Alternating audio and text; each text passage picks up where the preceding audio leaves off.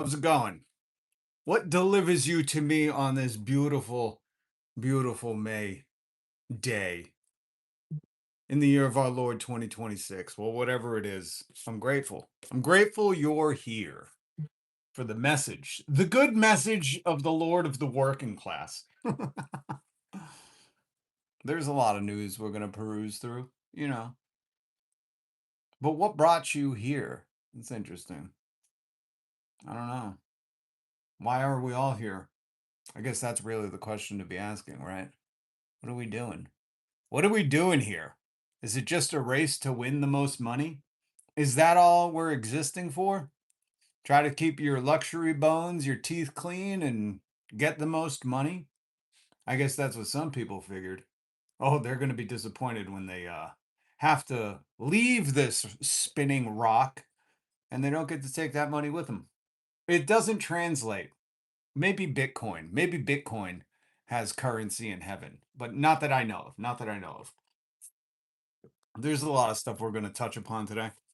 There's a ton in the news. Ebola is a thing that's happening again.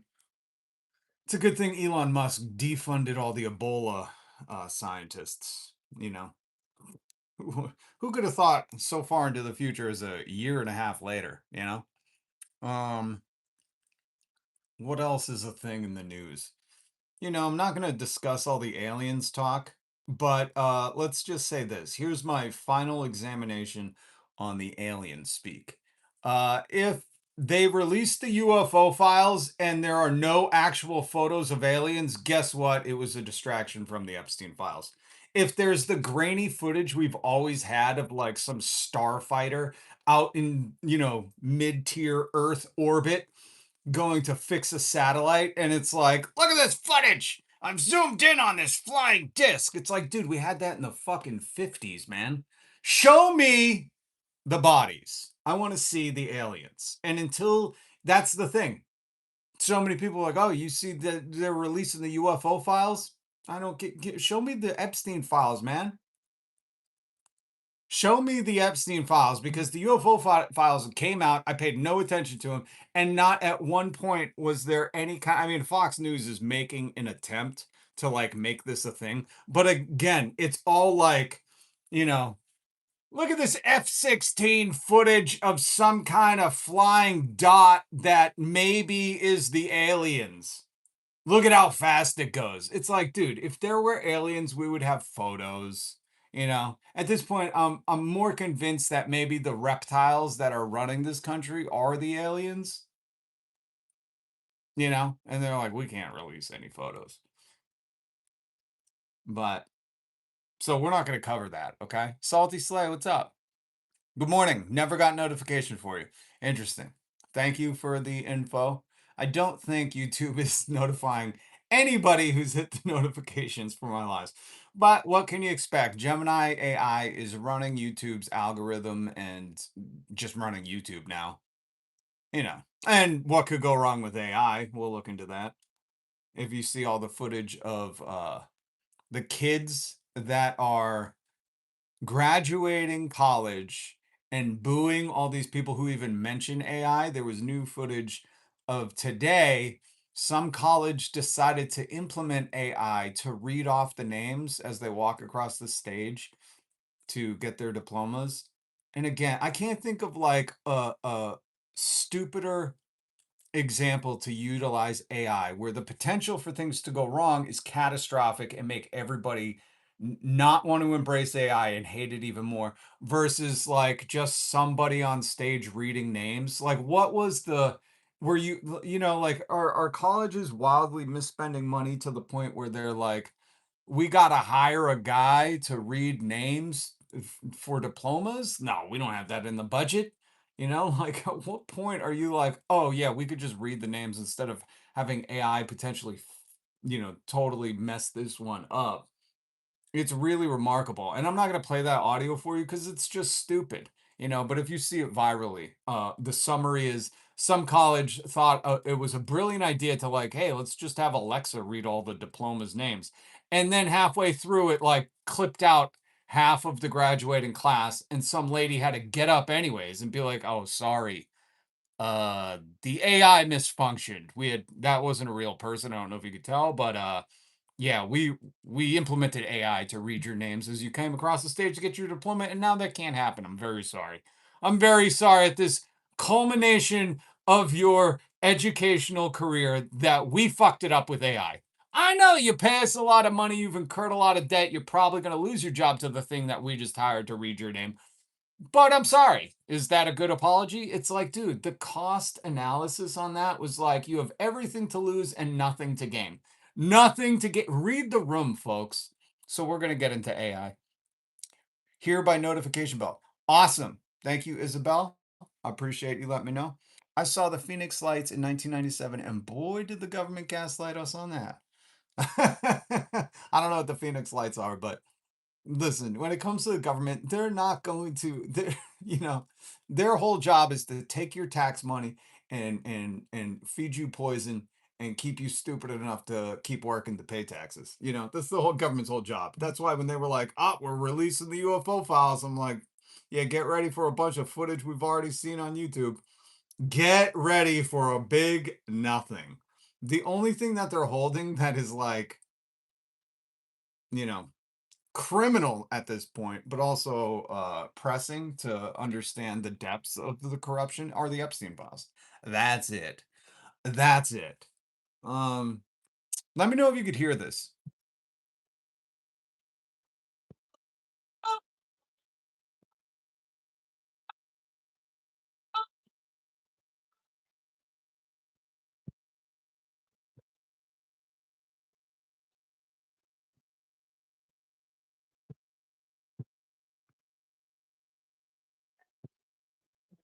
I want you to stay till I'm in a grave. Cutting out and choppy. Goddamn! Ever since the YouTube let the AI take over, they do this like background noise silencing, which is a good feature if you want the background noise silenced. I don't.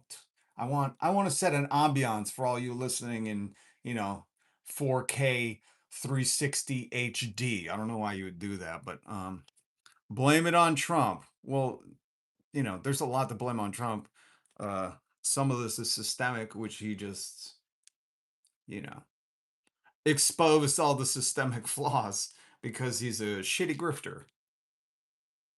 The Phoenix Lights for a mass UFO sighting over the valley in Arizona. Tons of documentaries, very interesting and amazing.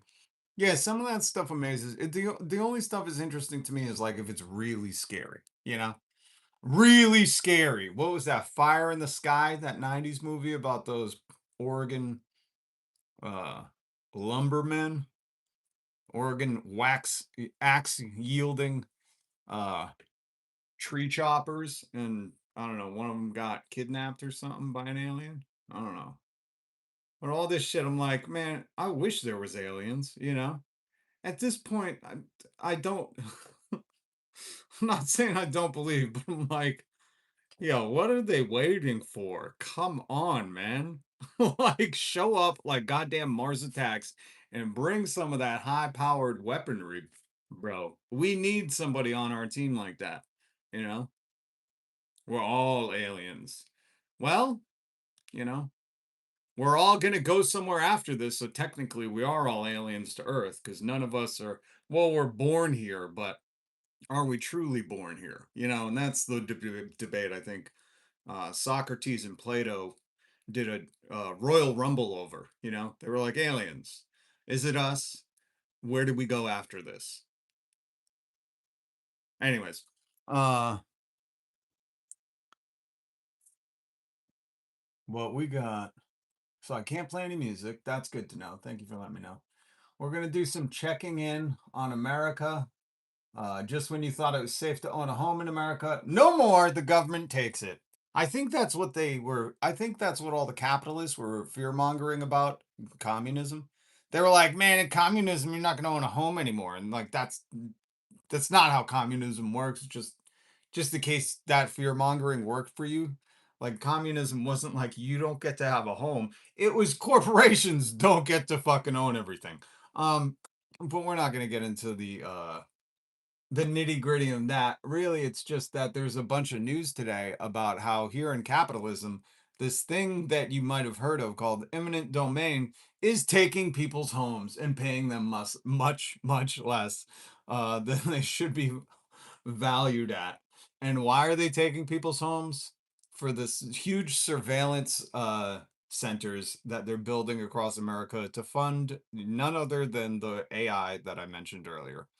Um, yeah, that's fun. That's fun. And then we're gonna check in with the government, see how they're doing.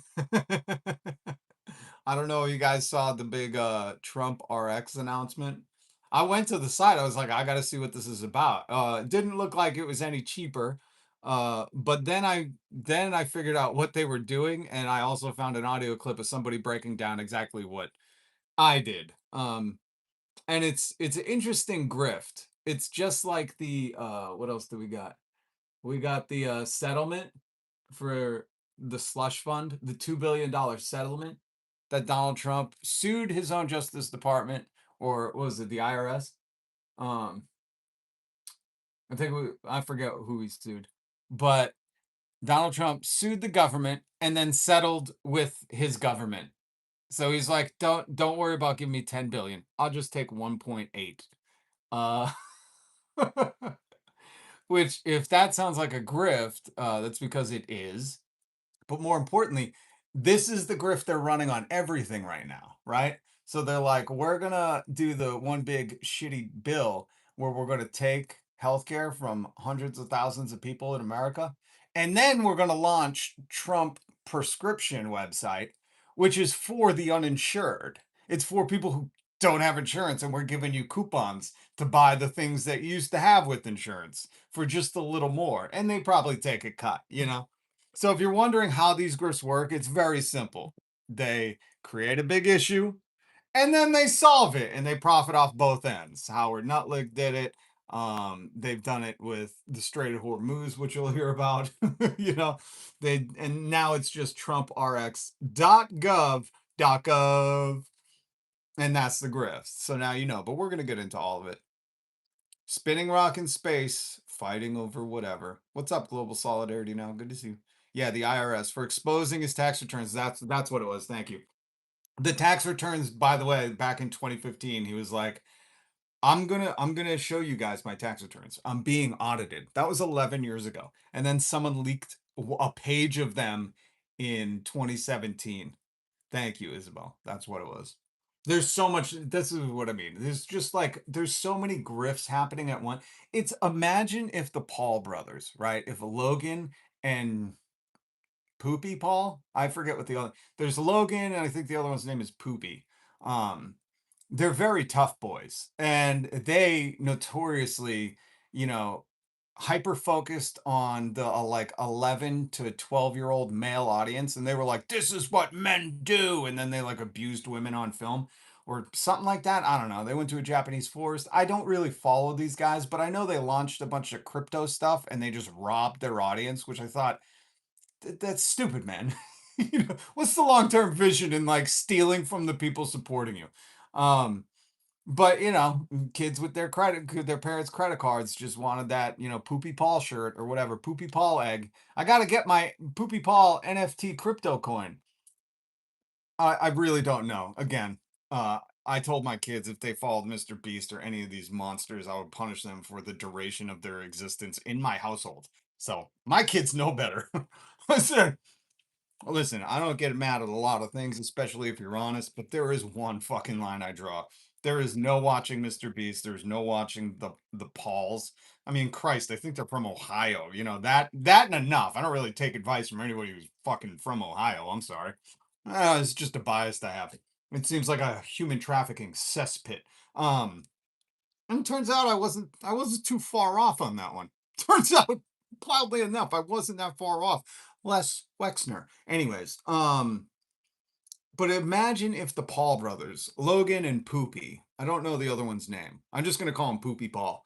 Because that kind of flows. Imagine if they somehow stumbled off their short little peens into the government you know? And then they were just like, we're here, let's do a bunch of stuff. I don't know, let's sue ourselves and then cut a deal with ourselves. And then let's kick everybody off healthcare and create a website where they could buy those same drugs they used to have until we kicked them off healthcare for money that we'll get some of this money. We're going to cut deals with Mark Cuban and all these other people. We're going to create the problems for the people and then offer them the solution. This is quintessential. If you don't know about how the snake oil salesman came about, look up the story, man. They used to walk around these towns with bottles of elixir that could cure everything, you know? They were kind of like the what do they call them? The mentalists of today. You know, people have a problem with mentalists because they're like, they're just fishing for something to dig deeper on. You know, they don't really know. They just ask the right questions.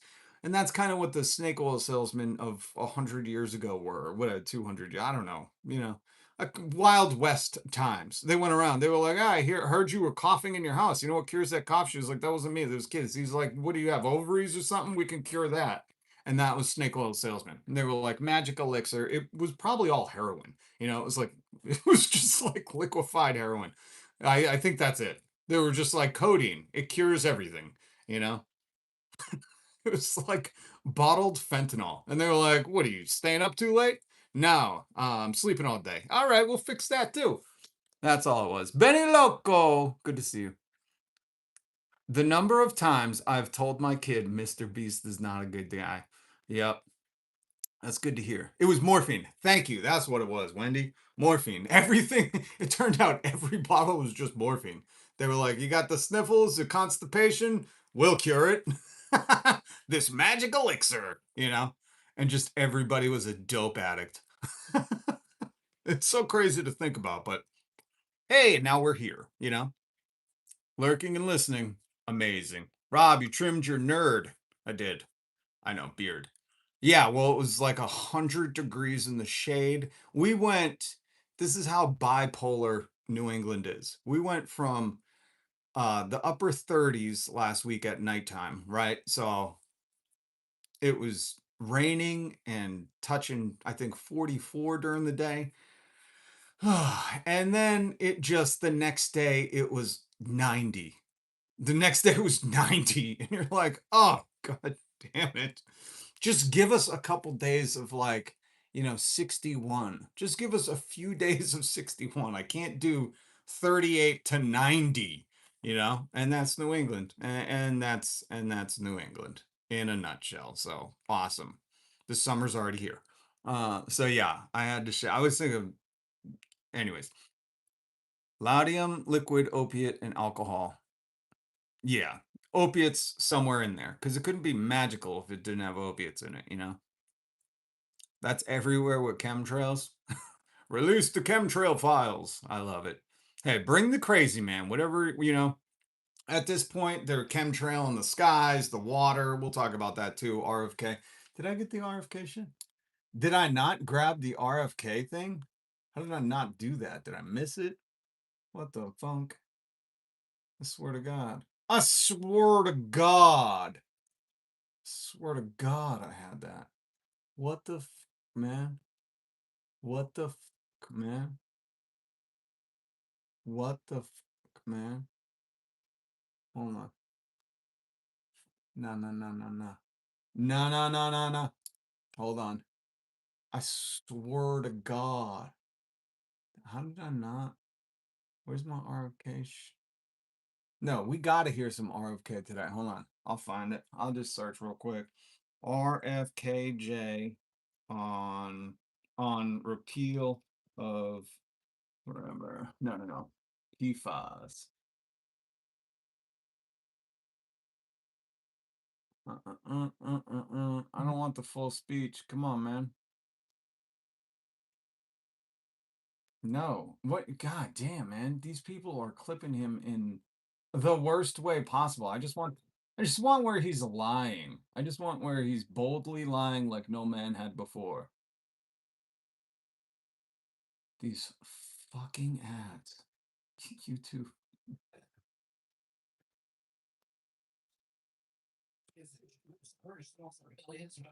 Dude, Como News, could you not get better audio? We're like, how is this the government and it sounds like that? This is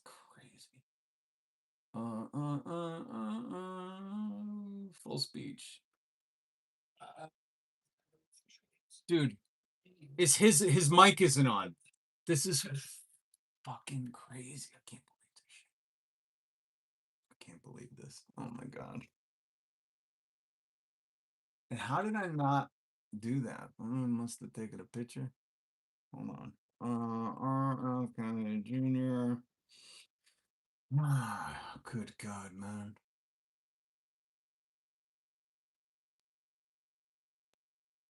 Mm-mm-mm.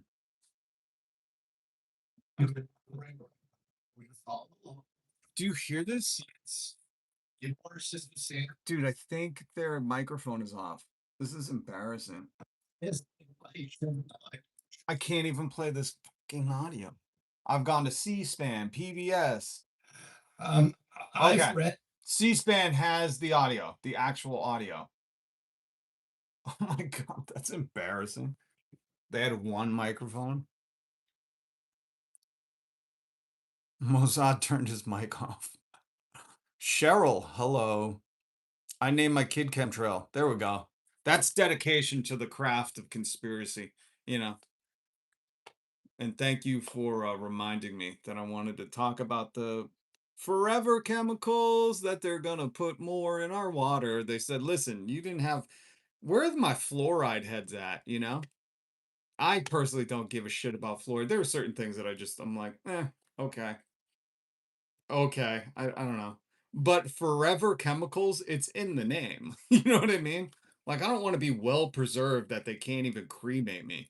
You know, like, I don't want them to be like, dude, this guy drank way too much water out of the fucking front yard hose. He's a forever chemical now, you know? And they just erect me in some Tiananmen town square or some shit. That's crazy to think it. Like, this is not fluoride, where that at least has a name. They can't even call it the names because they're so chemically named that they just had to go forever chemicals. Forever chemicals. What's up, Daddy Ilo? Ever since Big Balls and them cleaned house, the quality of just about everything this administration produces has been shit quality. But it's on purpose. Remember, this is like they're probably just like we're gonna get into all this. We're just kind of touching things right now. Just like the Trump prescription .gov. Remember those commercials? .com. Um just like the Trump prescription website that was announced and fully functional. I went to it. And then I looked at the bottom because they were promoting who made the website, and I went to his thing. And the guy who's doing all of the government's website is the co-founder of Airbnb, Joe Gebel or something. And he's got a LinkedIn. And I was like, oh man, these motherfucking grifters, they're just hiring all these Epstein elite capitalist leeches to come in, take our tax money. Probably they're overpaying for these websites, you know, to fill his pockets and giving us subpar quality stuff um on our dime. And it's just amazing because these people don't operate. Remember, the government is a service. Need to remind people this. The government is not a business. They're not here to operate on profit. They are here to take our tax money and give us something back in value. Okay? This is the whole purpose of us having elected leaders is so they can divvy up the funds we've all chipped in on and we could have some kind of society. So when they bring in these parasitic Airbnb founders, which if you know anything about Airbnb, I don't want to go through that, but they're basically ruining every town in America because now everything's an Airbnb. Um, you know, so it's for wealthy land. Airbnb is for wealthy landlords that just needed to make a little more money with that home that they couldn't rent because it's in a smaller town that people only seasonally visit. You know, that's Airbnb. Great model, horrible for people who have to live in one house, you know. Horrible if you have to try to own a home, but great if you own many home. Um And that's the guy who did the Trump prescription.gov website. And I just thought, this is These are just all grifts. It's one grift after another. They're like, hey, Airbnb guy, you're pretty slick with making a website. He's like, yeah, I could have AI do that for me. They're like, we'll pay $1 trillion. He's like, sold. I'll come in, I'll do all the websites. And there's no like oversight, there's no like valuations, there's no bidding, there's no free market. But Trump Prescription, if you don't know, is a website focused on people who don't have health care. Notice last year when he kicked a lot of people off healthcare. And that website doesn't provide you the drugs, but it's basically intermediary where it hosts the drugs on the website and it says, look, we could save you this much. And really what they're doing is giving you like a government coupon. And then they're redirecting you to either Mark Cuban or some other billionaire, I don't know, their website where they will sell you the drugs, you know? But if you have insurance, Trump RX is more expensive. So they specifically kicked motherfuckers off their healthcare and then launched a website for people who don't have healthcare to not really save them much money, but a little bit because again, you don't have healthcare. And do you want to die? You know, that should be on the Trump RX website. Hey, do you want to die? You're going to pay whatever we say. You know, that's the whole thing. It's truly remarkable. It is a truly remarkable grift that I just hope I can teach enough people about. And then you teach two friends, and they teach two friends. And then in about 10 years, when Americans all learn what the fuck this is, you know, maybe he'll be gone. I don't know. I don't know. That's good. The first they do here is buy a house before they get off the boat. What? I don't know what you're trying to type there, but I think you're missing a few words. Trump, Musk, and Zelensky dancing around their fishnet stockings, making a music video at this moment. Really? Are you sure you're not watching? Wait, you're not saying, can AI live stream now? If AI can live stream, we are fucked, folks. Yeah. Daddy, I love this is exactly how the government's running right now. This comment is brilliant. The dude is running a tire shop 200 yards from where he tossed the nails in the road. That is the government in a meme right there. That's all this is. You know? Why do you think RFK Jr. is like, wow, we got to repeal. Let's just get into the RFK Jr. stuff because this is too good. This is too good. This is too good, man. Where's my RFK? RFK! Now are you ready? I drank tons of PFAs as a youth, and look at me, I'm fine. This guy is a poison himself, man. I still can't, but I don't trust his head size, you know? Like, I get why a worm wanted to live in there because they were like, oh, man, the accommodations in this place. Not much to eat, but plenty of room to stretch out. You know, like that's what the worm that infested his brain, that's probably still in there. We don't know. We don't know. He doesn't believe in science, you know? He's not getting a CAT scan or whatever, you know? He'll go to his local veterinarian and be like, could you give me uh can you do what is the thing where they look at the baby? Ultrasound. He's like, can you give me a do you have one of those equestrian ultrasound machines? Could you scan my brain? But let me just say this. I don't trust the motherfucker with that head size. You know? Like that's an abnormally large head. And from the family he comes from, if you know anything about the history of the Kennedys and their heads, you know, like I don't trust that. God put a large target on you, buddy. Okay? And it's worked out to his advantage so far. I think besides his uncle Ted, I think he's spent a long time in this high position of power. My God. Maybe it's evolution. Well, Robert F. Kennedy Jr., you're going to make me a believer in evolution. They were like, the head size, we got to enlarge it, throw people off, you know? So this is, again, Kennedy. Where is that curse? I'm just looking for the curse. But this is Kennedy um, talking about Forever Chemical. I don't know if this is the clip I had earlier, but I hope it is because it's very the specific language he uses to describe Joe Biden, fearmonger.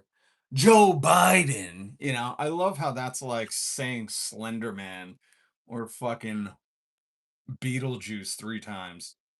It's so crazy to me. These psychos that are like summoning the ghost of Joe Biden to install fear in the children that are the adults that worship them.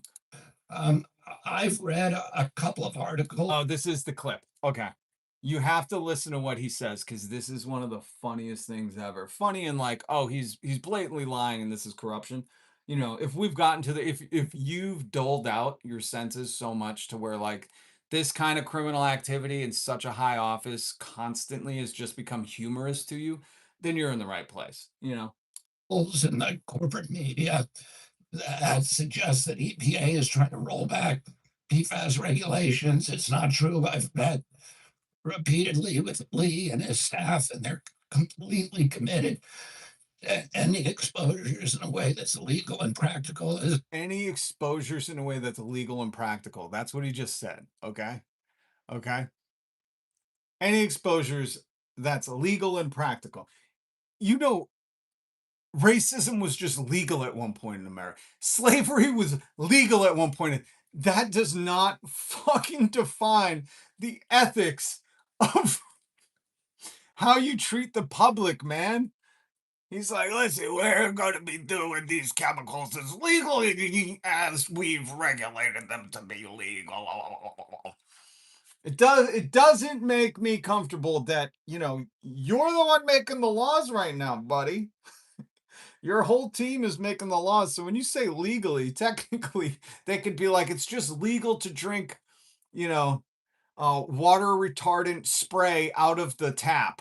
You know, they could make that legal. I'm pretty sure your boss at one point was like, could you spray bleach inside the body? And that could have been legal. So the legal trap doesn't really sell with this noggin, but you know, teach their own. Maybe you at home are like, hey, listen, man, if they say all the forever chemicals are legal in my tap water, well then I trust my government and I'll just drink all those forever chemicals. Why do you think they took your health care? So the insurance CEOs don't have to pay for your cancer treatment. And this is what I mean. Like you have to laugh because it's like they won on both ends, you know? They've cornered the non-existent market and they're just like, hey, we're gonna put some more chemicals in the water, we're gonna take everybody's health care, and we all make money. When people are like, who's we all? They're like, shut up, peasant. Back to the factory till the data center can replace your fucking job. All right, sorry. I didn't mean to interrupt the great. What is somebody? Sounds like Squidward. Cookie lover. On he sounds like Squidward. Oh, what is that when the kids do like the reverb, they make the meme sounds? Sounds like somebody's reverb memeing his voice. Committed to ending exposures in a way that's legal and practical. As Lee pointed out, the Biden administration passed a rule very hastily in which they ignored a Clean Water Act mandate. I love this part. Pay so close attention to what this goblin says. The Biden administration passed a rule hastily, which they ignored. For public comment period. A public comment. They ignored a public comment period. Okay.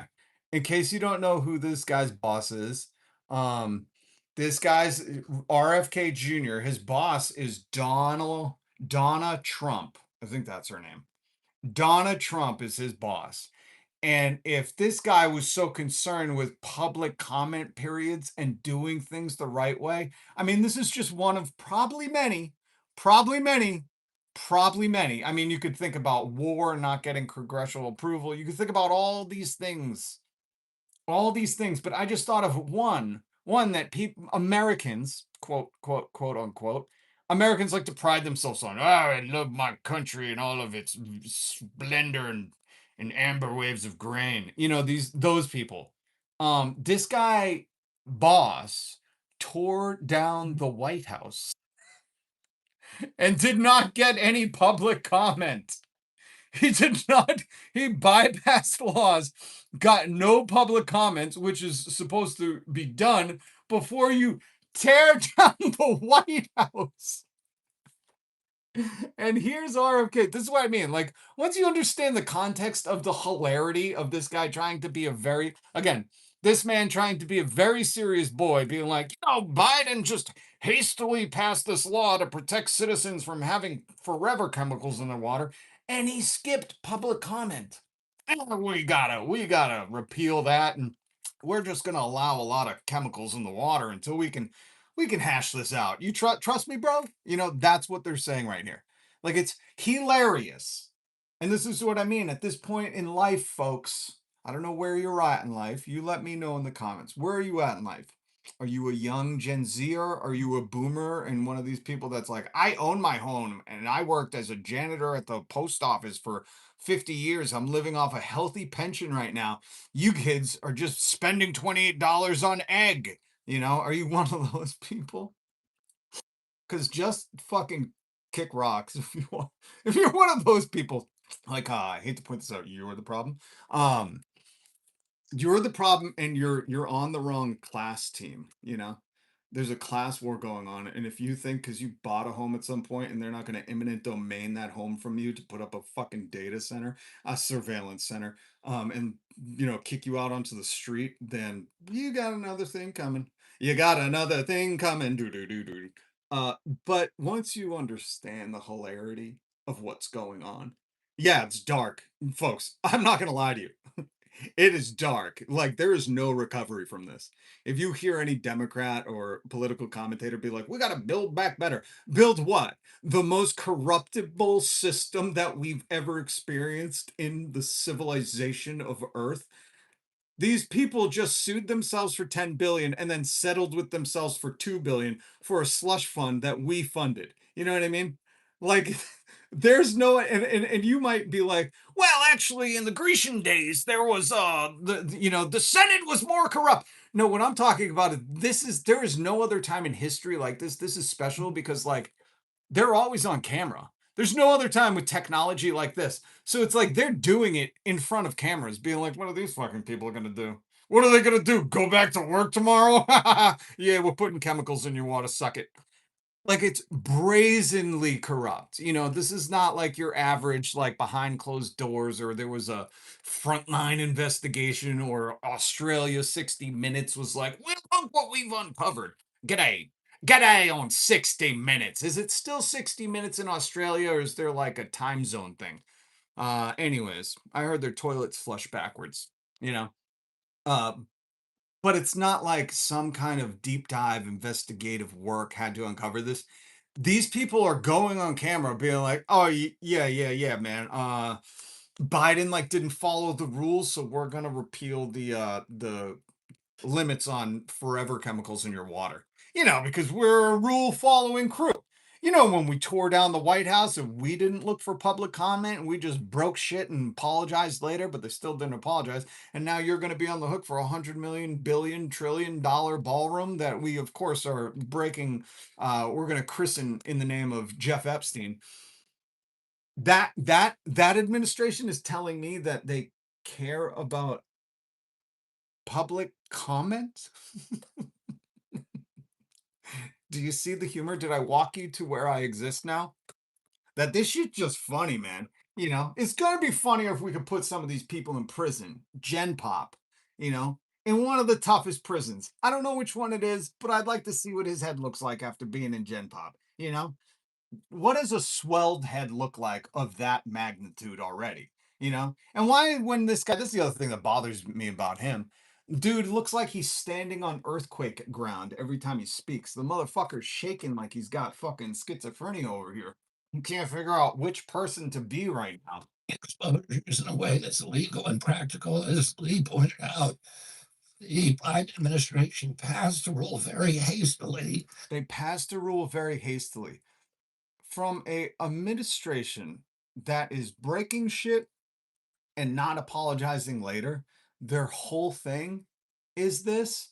It's funny. It's real weird to hear this be like the point of contention, that they need to repeal the forever chemical limit that's in your water. It could also be the fact that they're caving to the industry lobbyists. If you don't know, this is what he was saying. they didn't follow the procedural and substantive step by step of the Safe Drinking Water Act. That's what Zeldin, the Trump appointed goon, said. Um, but these, look at this. This is so crazy. You just got to call them forever chemicals because they can't be like, oh, we're putting fluoride on the water. They're like, we're putting perfluorohexanosulfonic acid in the water, and people will be like, oh no, you're not. We're gonna get the good pitchforks this time. Um, I still think they should just call it the Gen X chemical. You want people to gobble that down, you're gonna have to start chewing your water before you swallow. But if you just told them, hey, we're putting some more Gen X in the water, they'd be like, all right, thanks for naming a forever chemical after me. After my generation. Who said you guys are a bunch of do nothings? But it's just hilarious, that they're fucking doing this. Also, they were sued by the American Waterworks because who was it? Was it the uh did I not get the picture? Oh, the American Chemistry Council and National Association of Manufacturers sued them and say, hey man, you can't be limiting how much Teflon we're putting in the water. You can't do that, man. How are we supposed to run a business? Where are we supposed to put these chemicals? Into space? We got to put them in the water. It's such short-term thinking by these genius CEOs. Water. Who needs that on Earth? You know? What are we doing every time we send a rocket to some fucking lunar spaceship to go check if there's water or, some other floating rock? And they're always like, oh, traces of water. I don't know. That one precious thing that we're looking throughout the solar system for another floating rock to have, or another floating gaseous orb to have. I don't know. We should want to cherish and protect that. I don't know. It doesn't matter to them. They're like, oh, we have PFA filters. You know, we're filtering out the chemicals. Okay. Okay. You know what to break, folks.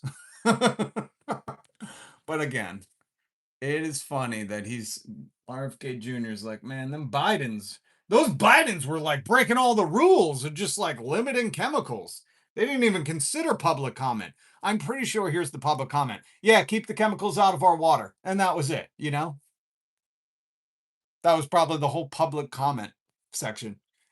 Guys, we're going to limit these corporations from just dumping as much Teflon into the water or whatever it is. The water repellent spray and the what are those pans called? The pan, I think it's Teflon. The pans that are basically, like stain resistant and you crack an egg on the egg is just sliding everywhere. You didn't even put butter on it. Yeah, you're cooking on forever chemicals if you didn't know. That's what it is. If you ever sprayed boots or something with like a water repellent spray, that's forever chemicals. Don't breathe those in, man. Don't be huffing that shit. Well, that's the stuff. Basically, that's what we should do. We should start memeing RFK. We should use AI for good, and we should do an AI video of RFK taking that water repellent spray and just going down to a stream behind someone's house and spraying it in there. And him being like, I'm not repealing anything. Joe Biden made a law that I couldn't do this too hastily. That's what he should do. Somebody make that an AI video. He pointed out the Biden administration passed a rule very hastily in which they ignored a Clean Water Act mandate for a public comment period. That means Kind of like Trump did. Oh my God. I've fought many Administrative Procedure Acts and Clean Water Act cases, hundreds of them literally. And I can tell you that that was a fatal flaw. This regulation from the Biden administration would not stand a Dude, can he get one of those? The people that smoke too much? Can he get one of those? I can't listen to this dude. I just can't listen to this. Fucking hurts my eardrums. My God. Who, again, who is like, we're going to make America healthy and this is the guy? It is just funny on its head. I think history will laugh heartily at us.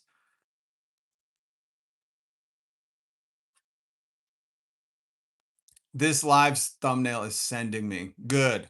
That's who's running the country right now. They just dress in suits. I would trust people more that dress like that dress like Fred Durst circa 1999, than I do anybody wearing a suit at this point. If you're wearing a suit, you're suspect to me, man. I'm figuring that you did not only already cause the problem that you're trying to sell me the solution to, because that's all the news today has one common theme. They created the issue and now they're trying to sell you the solution. Snake oil, you know? Humanity's doomed. Darth Vader voice. Yeah, give him a goddamn Darth Vader mask. Give RFK, because this is brutal, folks. Court challenge, and the court challenge has already been filed. And what we're doing today is shaving years from a process where that regulation would get thrown out and we would. Again, if you're just listening to what he's saying and trying not to focus on the I don't know what you call the shakiness of his voice. When I listen to him, I get like I get vertigo. I get like I feel like I gotta take that motion sickness medicine when I listen to him. You know, you do not want to listen to RFK. You do not want to listen to this dude in surround sound. You do not, man. Or take your whatever. What's that medication that people take for motion sickness?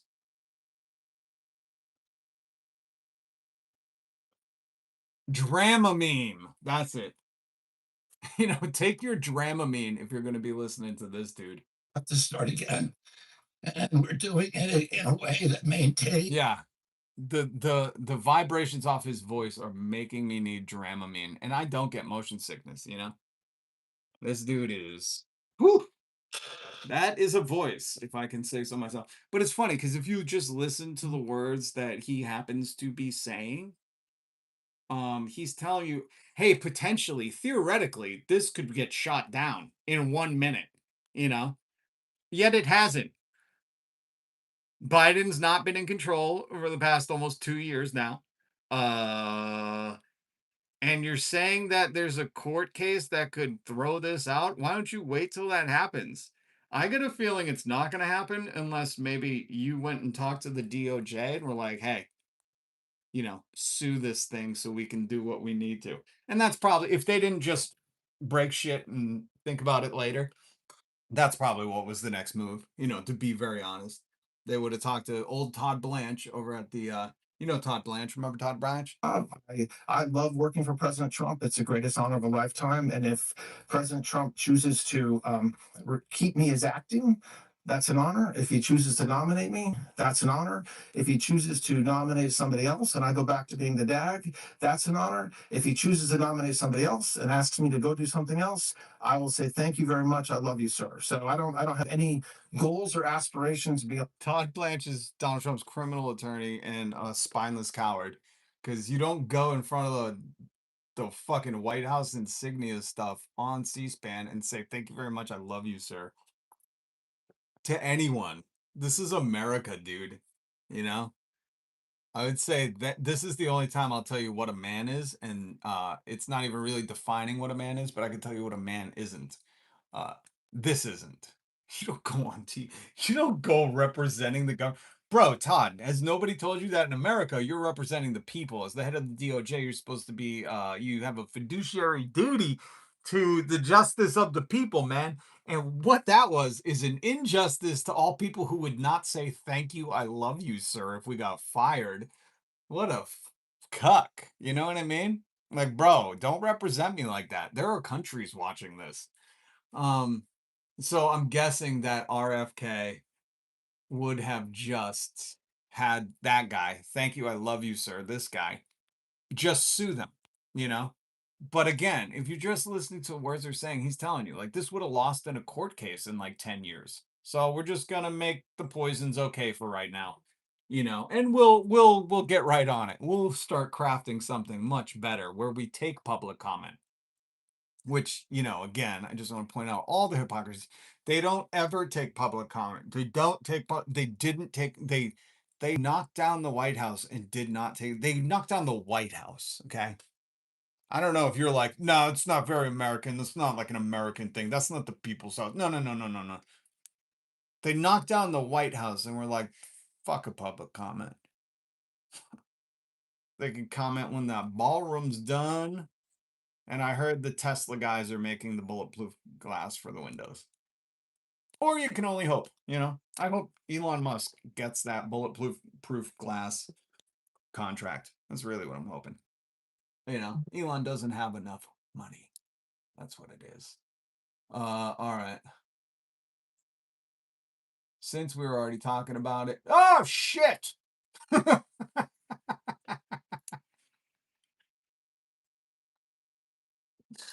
God damn. God damn, I just deleted it. Nope. Let's see if it's this one. Nope. Let's see if it's this one. Nope.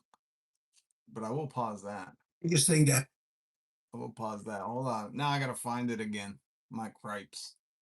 Nope. All right. All right. This has got it. Nope. All right. All right. All right. Nope. All right. All right. All right. Nope. Oh, dude, where did it go? Come on, man. Nope. All right. Maybe I went too far. Oh, no. How did I lose that shit?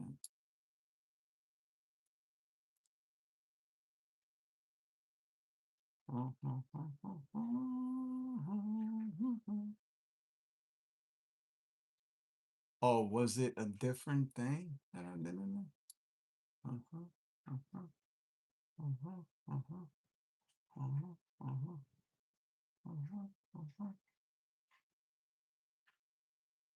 No, that's crazy, man. How did I just lose that whole thing? Yo, this keeps happening to me. Is AI taking my stuff? I will fight you, AI.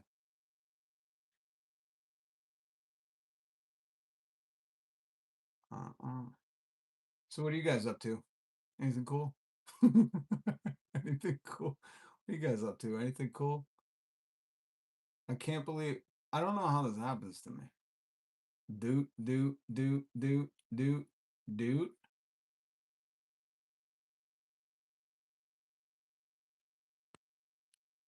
No, no, nope, nope.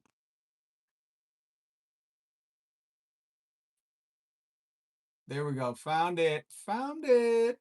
Okay. Here we are. Here we be. Here we be.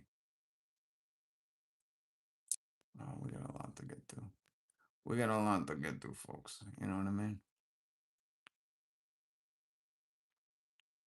I'll just put up this picture. Little Oreo in ya. He does have a shame kink. I don't know who we're talking about, but this whole regime. 400 million today is $400 back in 1920. I don't think that's right. Kiss my pensick. What's up? JFK Jr. sounds like he swallows razor blades. Yeah.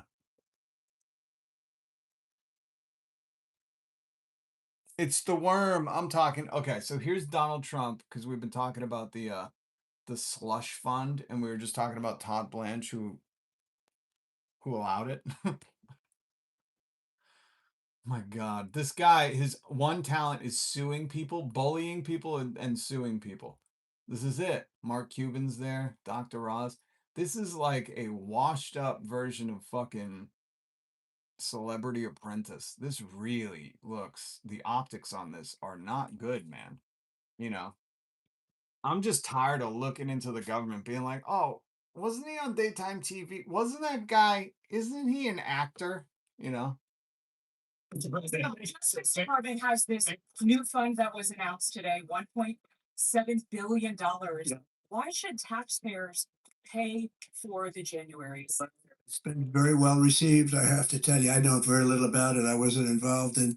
I love how it's always deny, deny, deny. I know nothing about the lawsuit that I filed and then settled. Know nothing about that. Okay. Sounds good, sir. Would that mean you're stupid? Would that mean you are stupid? If you know nothing about the lawsuit that you filed and then settled. Goddamn interwebs. Goddamn interwebs. Every time I get on the internet, I see videos of how amazing China is, and then I go back to the American news. Go watch the BYD electric vehicles. I was listening to a few different people. I think was it Trump, somebody in the Trump regime, and Hassan, and a few different people were like, "Ah, no, we can't sell those Chinese vehicles here because it would absolutely destroy the auto market, or the auto manufacturing market, like Ford, Chevy. They would just wouldn't. They would cease to exist." And I thought, like, yeah, but if the Chinese vehicles are affordable and American companies are shipping jobs away anyways, and then just waiting for the robots to be able to take the jobs of the remaining workers, who gives a shit? You know, like it's not like the auto. And I'm sorry, if you're an auto manufacturer, you must wake up terrified every day that there's either a robot coming to take your job or it's going to be shipped overseas. And I'm like, what's the long term plan? It's not like that's the backbone of our economy. Our economy is propped up by an AI bubble and a bunch of, insider stock traders. There's no like real economy. There's no like money changing hands and going through communities. It's just Walmart raising their prices exorbitantly and siphoning off the little money that we've made. So I, I don't see a problem with American industry going under at this point. And if you're mad at me for saying that, you should think about all the CEOs who are like, "Oh yeah, as soon as we have robots and AI, we're replacing you." It's amazing that I'm like, just do it in the name of affordability and good electric vehicles, so we can move away from these fossil fuels, and not everybody would have to complain about $70 gas. So if you get mad at me for being like, "Oh, you don't care about the auto manufacturer," no, I care about all the workers. What I'm saying is like, dude, they're racing to get rid of all the workers. They're on a race. What do you think they're building these surveillance centers for? All right, so let's let Donald Trump continue telling us he knows nothing, absolutely nothing about the lawsuit, $10 million lawsuit he filed against the IRS for somebody leaking one of his tax returns. Can you sue over that? Really? And then the settlement that he got. He knows nothing, man. What does he look like? The president? You expect him to know this stuff? What do you think? He's daily briefed on things? God, man. Pay for the Januaries. It's been very well received. I have to tell you, I know very little about it. I wasn't involved in the whole creation of it and the negotiation.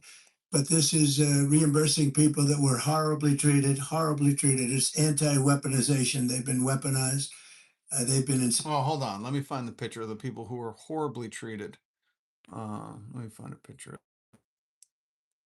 People who were horribly treated. I know I got. Okay, here we go. Here's the people who are horribly treated. You see them shattering a window and then going into poop on, I don't know, Nancy Pelosi's decks. They were horribly treated. They encountered this thing called justice where they were I mean, that doesn't exist anymore, but at one point in American history, if you smashed windows like that and then pooped on a politician's desk and then stole like their computer, you might face consequences. That is no more. That is no more. As long as you're doing it for the right reasons. That's really what the justice system is signaling to you. Like if you did a bunch of crimes and then you get to jail and you're like, "Hey, I'm MAGA and I donated $1 million," like those weren't crimes anymore. You just get to go away and reoffend or whatever. And then as long as you keep that red hat on, they'll let you back out. It's really all it says. Uh, these people were horribly treated. Go on. Some cases imprisoned wrongly. They paid legal fees that they didn't have. They've gone. There was also restitution that they were supposed to pay, but once they got pardoned, that disappears. So if you're a victim of one of these white collar crimes where they grifted you out of your life savings and now you're doing a reverse home mortgage, if that person got pardoned, that debt owed to you is wiped away. In case you didn't know, that's another beautiful thing about this. Bankrupt. Their lives have been destroyed, and they turn out to be right. I mean, it's Turned out to be. Could he elaborate on that? What were they right about? I mean, I guess we could theoretically say they are right that we should be trying to destroy this government. Theoretically, hypothetically speaking, they were right in their actions to take down the government, but wrong in who they wanted to be the new government, the new world order. hypothetically speaking. Anyways, I wish he would just elaborate. This is a lot of politicking. You know, he's always doing the politicking, no details, just general, broad, sweeping comments. That's it. It was a terrible period of time in the history of our country. It was. It was. January 6th was a terrible period of time in the history of our country. You know, there were so many periods of time in our country. The Civil War, what led to the Civil War.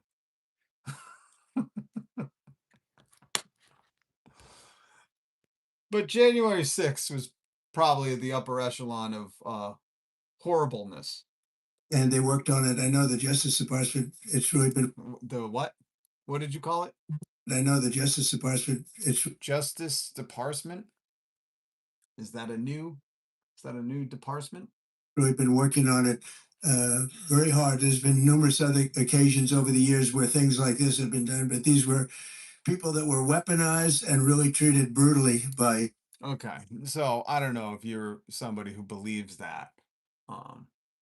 How did you get here? How did you get on the internet? That's what I'd like to know. If you're somebody who's like, oh yeah, them peeps was they were weaponized. This was lawfare. If you really believe that, you know, because a bunch of bumfuck flyover state people broke into the Capitol to try and hang Mike Pence, and install their fascy tiny D energy leader. How did you get here? How did you get here if you believe in that? You know, if you believe this was lawfare, locking these people up for this was lawfare because they wanted to install their dictator, heavy emphasis on the little dick in Tater. How did you get on the internet? You know, how? Did your kids help you do it?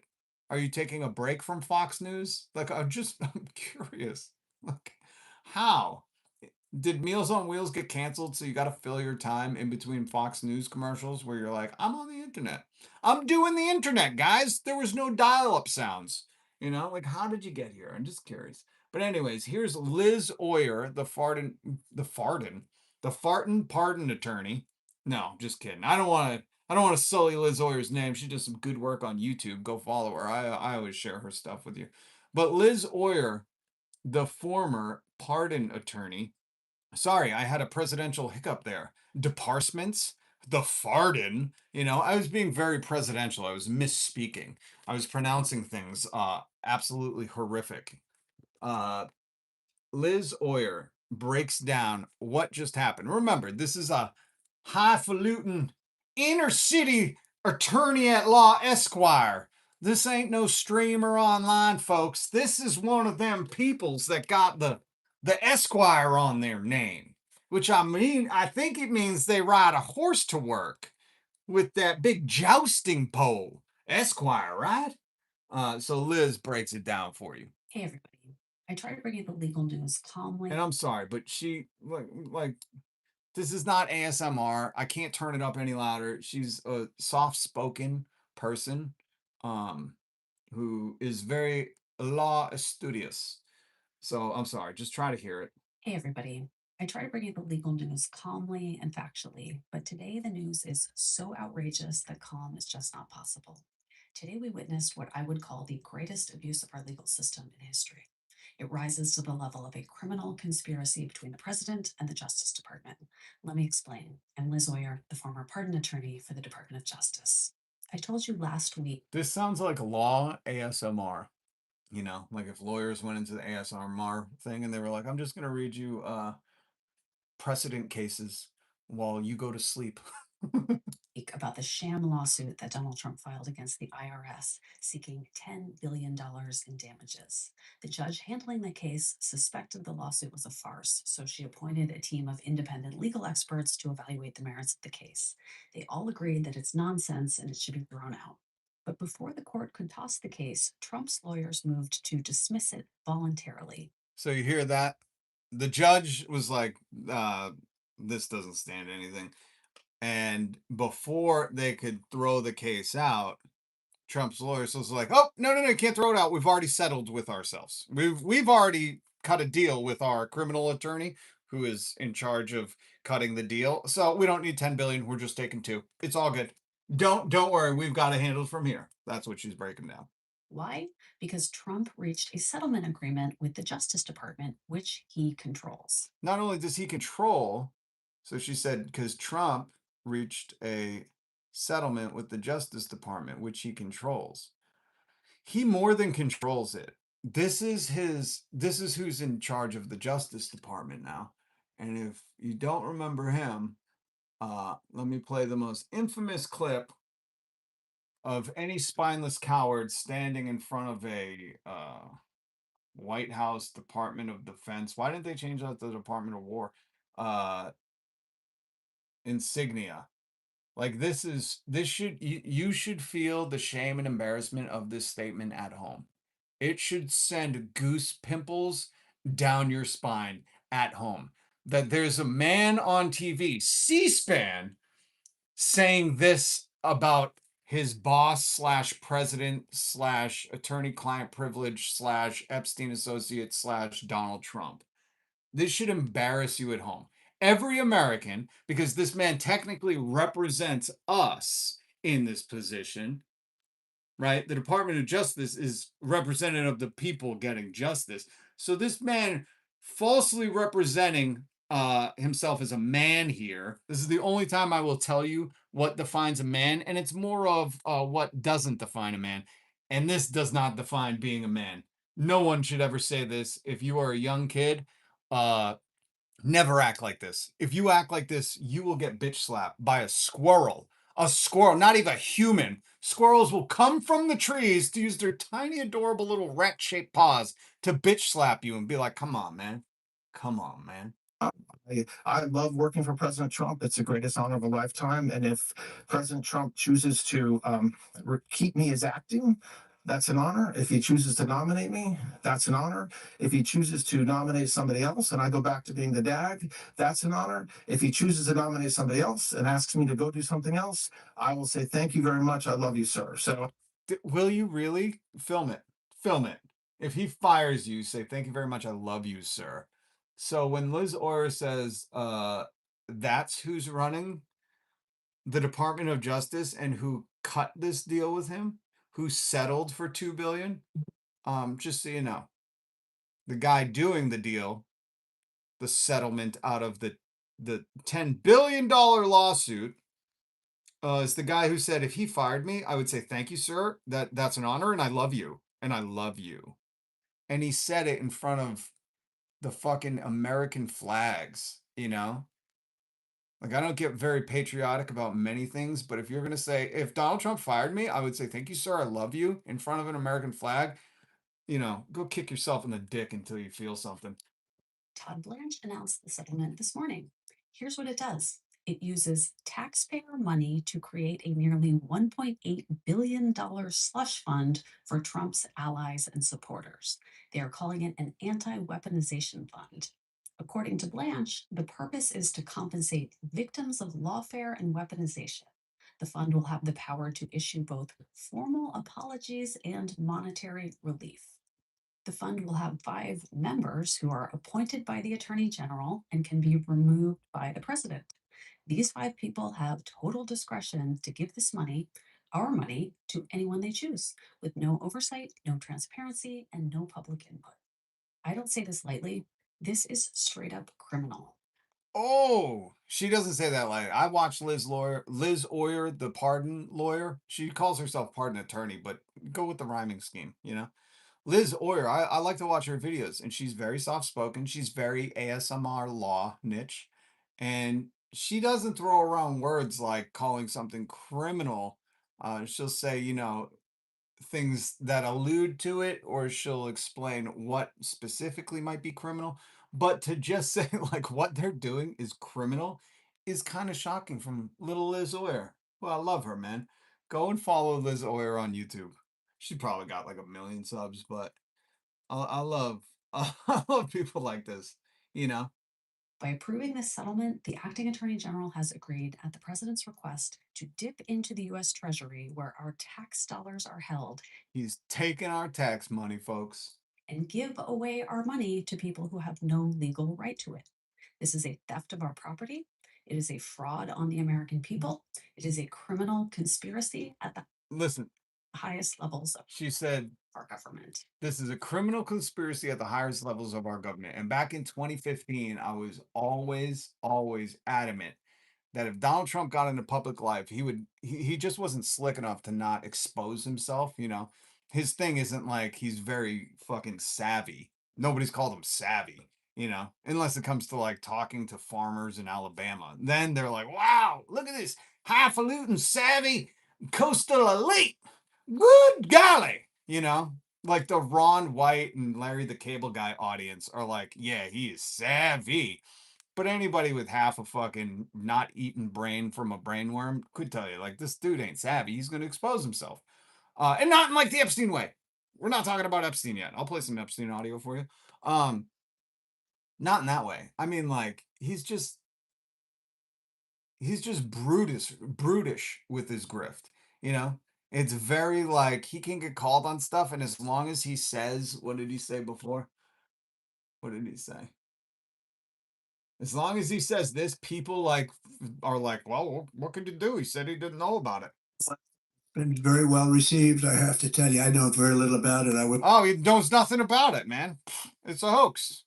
He was exonerated from Epstein. It's all made up, Democratic hoax, you know, pieces of stuff like that. And people are like, well, what are you gonna do? He said he doesn't know about the deal that he just cut with Todd Blanche's criminal attorney for $2 billion that is coming out of our tax money. Well, what are you gonna do, man? But I was back in 2015 saying he's gonna catch a RICO charge, the racketeering thing, because I was like, the way he operates, so just blatantly criminal, it's got to catch up with him. I'm not too sure if he's still going to catch the RICO charge now, only because the Justice Department doesn't really exist. There's no justice. I mean, like I said earlier, if you want to do heinous crimes and then a pardon, all you have to do is like wear a MAGA hat, go into prison, and donate to the president's like Bitno coin or whatever it is. I don't know. You know, if you donate to Trump.nft.bitno dot what's the other one? You know, Bitcoin. I don't know. If you donate to trump.nft.polymarket.trumpjr. Bitcoin. Paul impulsive. If you donate to that enough money, like you just get out of jail. They're like, all right, try not to do that again. And if you're gonna just do a different one, you know? And then turns out a lot of those people did, and they're back in jail. So I don't know. We'll see if he catches a RICO charge. We'll see if he lives that long, you know? As the acting attorney general, The dude is fucking 80 years old. Gross. Todd Blanche is entrusted with defending the United States against frivolous lawsuits. Is that he's entrusted with defending the United States against frivolous lawsuits? That's part of his job title? Oh, somebody should have, you know, told him that because his boss, Donald, and I don't mean his boss as in like Donald's the president right now. I mean like his boss, when Donald Trump hired him as his criminal attorney, was known for frivolous lawsuits. He has a fiduciary duty to protect taxpayer money from false and fraudulent claims. He has abdicated that duty. He has betrayed the American people. He has betrayed his oath to uphold the Constitution. This is the type of thing we should be protesting in the streets. Liz, I love you. I love you. My dear Liz Oyer, the pardon attorney, which I would have called you Liz Oyer, the lawyer. We can't, man. Gas is too expensive. Groceries are too high. Rent's gone up. To buy a home doesn't even exist for certain generations now. Nobody can go into the streets because if we lose our health care, we have to get all our drugs through trumprx.gov. If you missed that, I was talking about Trump RX earlier, and all that is a web. I'll play some audio to explain it so I don't have to go into it again. But Liz, we'd love to be in the streets. Trust me, if the healthcare system wasn't set up like it was and everything wasn't so expensive and people were guaranteed sick time, vacation time, just guaranteed anything. If this country valued the workforce a quarter of what the rest of the world does, we would be in the streets. But we can't. We can't afford. That's the real sign of the society. We can't even afford to protest, you know? I know it's exhausting, but our democracy is depending on us to keep it afloat. I don't think we keep this one, you know? Like I'm just spitballing here. But this one kind of sucks, you know? It's not guaranteeing us anything. Like maybe it's worked out for you, but there's a lot of people where this whole system just doesn't really represent us and steals from us, steals our wealth, health, and our time to enrich a few, you know? So Trump RX is just good RX that already existed. Oh, really? I don't know what good RX is, but if good RX, we'll play the I'll play the audio from Pod Save America. Hold on, before I play the audio, uh we'll talk about Trump RX. I just want to play one more clip of Todd Blanche so you know where he stands. He's not just a man who would, in front of the American flag, like the American flag was shamed that day that Todd Blanche thought it was okay to act like such a cuck in front of the American flag. Like, dude, you can burn the American flag. You could piss on the American flag. You could do a lot of things to American flag, you know, but don't do this. Don't do what he's about to. This is the most disrespectful thing I've ever seen in front of an American flag. I love working for President Trump. It's the greatest honor of a lifetime. And if President Trump chooses to keep me as acting, that's an honor. If he chooses to nominate me, that's an honor. If he chooses to nominate somebody else and I go back to being the DAG, that's an honor. If he chooses to nominate somebody else and asks me to go do something else, I will say, thank you very much. I love you, sir. So I don't. Wait, if he fires you, you'll say, "Thank you very much. I love you, sir." Will you say that with a pair of knee pads on? Buddy, there's an American flag by you, okay?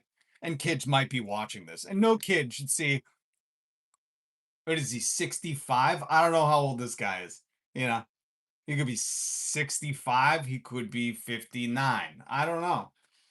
But no child or American flag should witness you saying, the guy that could fire me, I'll say, "Thank you very much. I love you, sir." Nobody should sound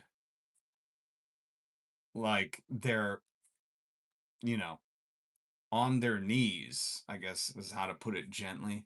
Nobody should sound that slurpy for another man. But Todd also is also the guy who said this. So there's like, I mean, thank God this is what I was saying earlier about them putting this stuff on video. Because it's not really like they don't care. You know, they're gonna die wealthy and, you know, just have to deal with that in the afterlife. But it's really more for like their kids and their grandkids and everybody else to be like, wait, does he have kids? Does Todd Blanche have kids?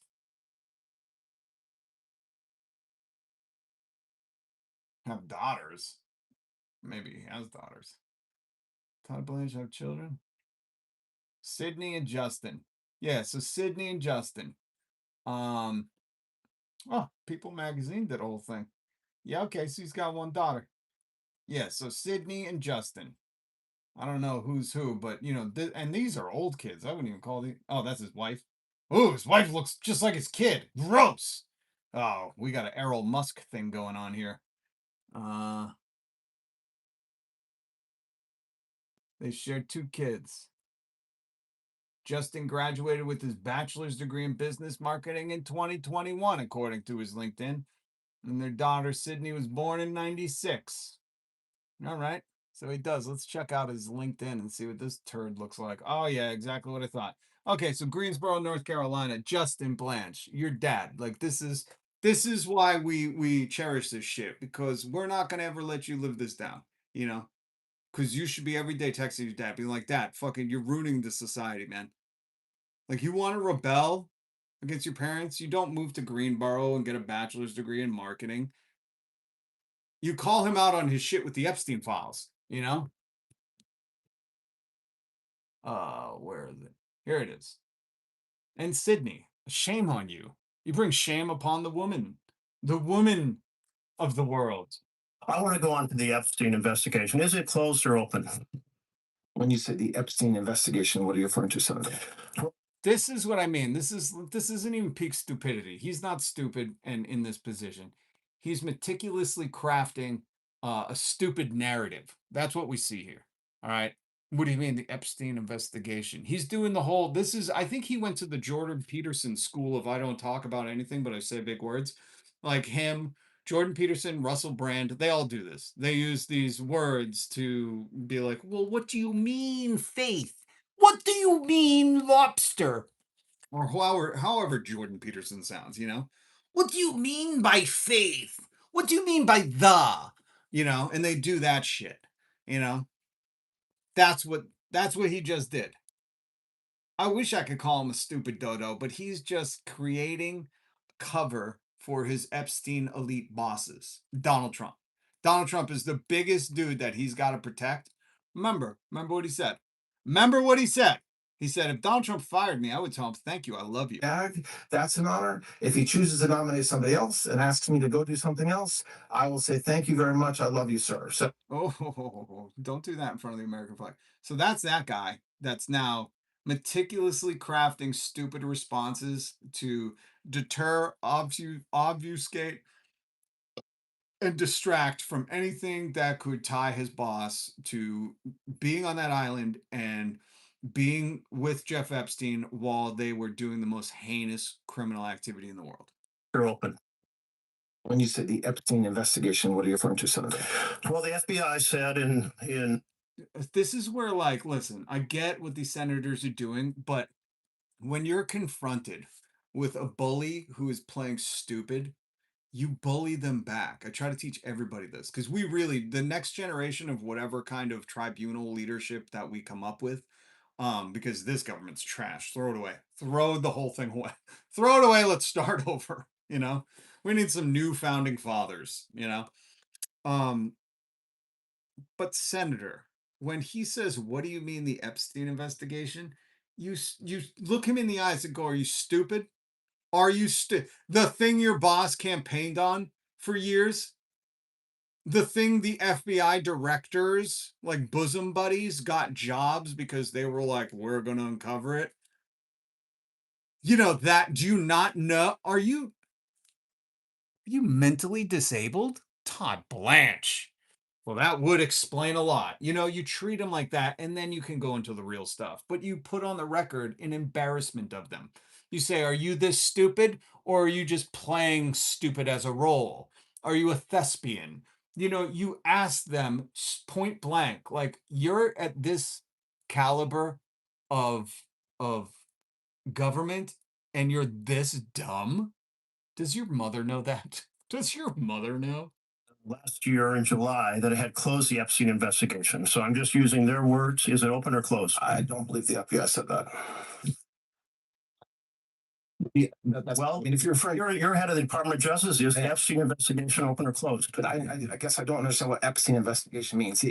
Again, you know, they'll do this for days. This is their whole thing. They're like, hey, if we just waste their time and whittle it all away, the hearing will end and we get to go about our merry way back to Epstein Island on the Lolita Express, you know? That's that guy, Todd Blanche. Okay, now we'll get into the Trump prescription stuff. Where is that? Where is that? Here we go. This is a good breakdown by the podcast bros. Oddly enough, whatever this pod bro, Pod Save America, I don't know what his name is. John Favreau. That's right. How could I forget his name? John Favreau, not the Disney one, but the other one. It's so weird because when I found this clip, I was doing the same thing. I was going on Trump RX. I was like, I gotta see if this website crashes or if it like, you know, immediately sends you an email from a Nigerian prince or, you know, whatever the fuck it is. Or maybe they're like, hey, do you want to bet on the cost of prescription drugs? Link to Polymarket now, you know? Or if it's got like DraftKings ads on it. I just figured there was something going on with this website. And then it turns out, no, they're just selling couponed prescriptions to people without health care, which is very profitable to do in America, especially if you're in the government and you just kicked a bunch of people off health care. But here's John Favreau being a little bit slicker with me than I am describing it. I think outside of maybe a cure itself, it's the biggest thing to happen to healthcare and everything having to do with medical in any way, shape, or form. There's never been anything like this. Really sold it, huh? Trump RX is the biggest thing in medical. The whole thing was embarrassing. Mark Cuban was there. Trump RX, but I also love how when I was listening to not the clipped part, he called it the biggest thing in medical. Okay. Again, broad generalizations, and like a quarter of America is like, wow, biggest thing in medical since sliced bread. Like it's just stupid on its head. Like if I hear that, I'm like, well, I don't trust that. In medical? Really? In medical?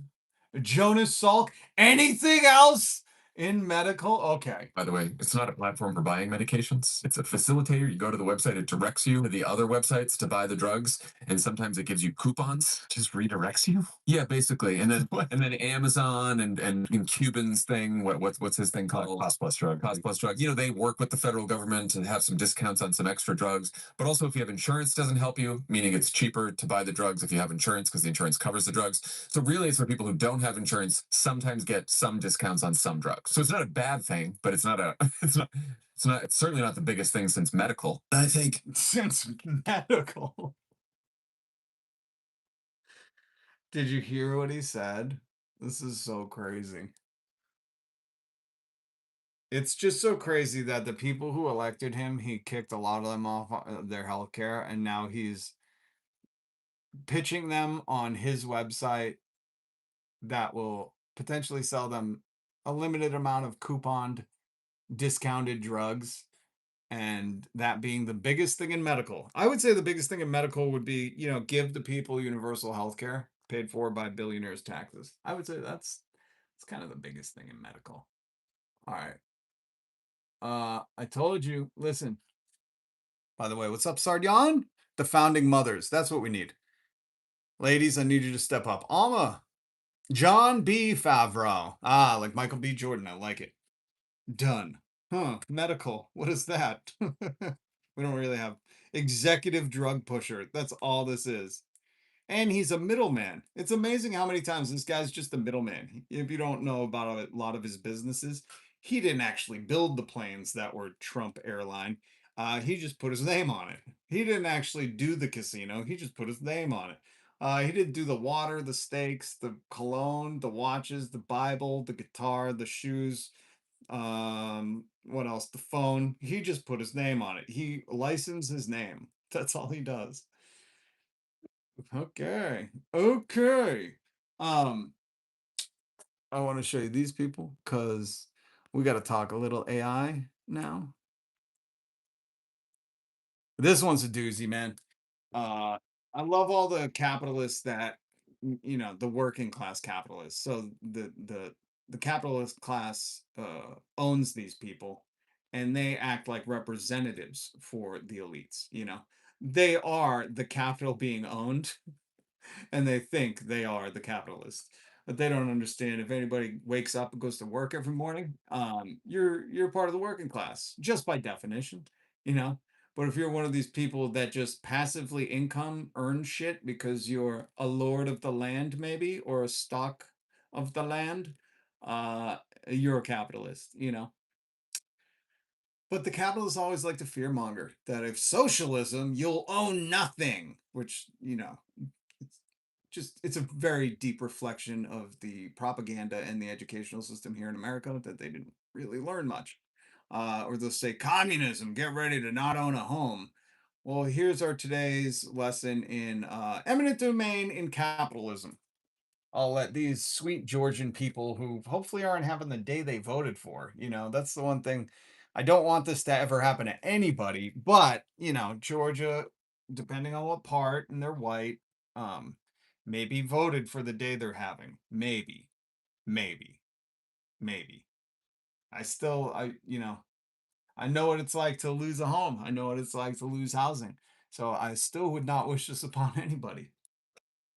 You guys, it's Ansley Brown on the fight to save my mom's house from eminent domain. Here I am today with another mother and a homeowner who this is affecting. What is it taking from her? Look behind me.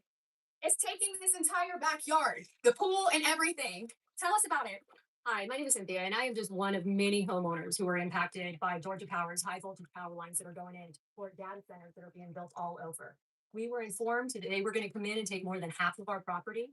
They are going to demo all of these trees, playhouse, fence, fire pits, the pool, the saw, all of this, including our two neighbors' houses. They're completely demoing theirs. This easement is only going to be 12 feet from our house, 12 feet from our bedroom where we sleep. Now they did say that they would take the entire house, that they would purchase the entire house. However, that purchase is based off of their own appraised value of the house, which is significantly less than our appraised value for the house, our own private appraisal. So it's not also sufficient enough to replace what we have. We have been told many times by them that they don't have to buy the house, they can only buy the easement, which would just decimate everything, every single thing, the pool, all of this, everything that we have spent 17 years building. It would be a financial devastation because we would never be able to rebuild this, especially at our. I just want to say real quick, because again, this is white people in Georgia, so I don't know how they voted. I still hate hearing. This is why I'm sharing with you, because this still is repulsive and unnecessary. Georgia does, and I'll get to why Georgia doesn't need any more surveillance centers. Uh, but this just should not be happening. And I will say, if there was somebody who was more hesitant on this corporate AI techno oligarchy bubble pushing data centers everywhere, if we had leadership that was more hesitant and said, no, we're not going to be doing all this, this wouldn't be happening. This would not be happening. But it's like a free for all. That's why you see all of the grifters, all of the corporate leaders coming out of the woodwork right now to gain as much ground as they can in whatever way they can, break things and will not apologize later. That is the fucking motto right now. That's why, again, Donald Trump, his regime said might means right. So if they have the power to do it, they're just going to do it and then sort it out later. Because if you know anything about lawsuits and trying to fix what was already broken, that may take decades if it ever even happens. You don't believe me? Go look at the people wrongly accused in prison and see how long it takes to get them out, even when there's like DNA evidence. Like, this system isn't set up for any kind of reparations. The system is set up for the people who have the money and the power to do whatever they want, and we'll figure it out later. You don't believe me? Go look at, what is it, the talc powder, talc baby powder with Johnson and Johnson, and how Johnson and Johnson just like knew they were poisoning all these women, and then they were like, "Hey, government, protect us from getting sued." Like, there's so many different instances. Our age. And this is the only home our daughters have ever known. Yeah, and just that in itself, like, listen, it's tough to say, like, whoever you voted for, if you voted for this shit, it's not something anybody deserves. No child should lose their home because some tech oligarch wants his 15th fucking data center next to there.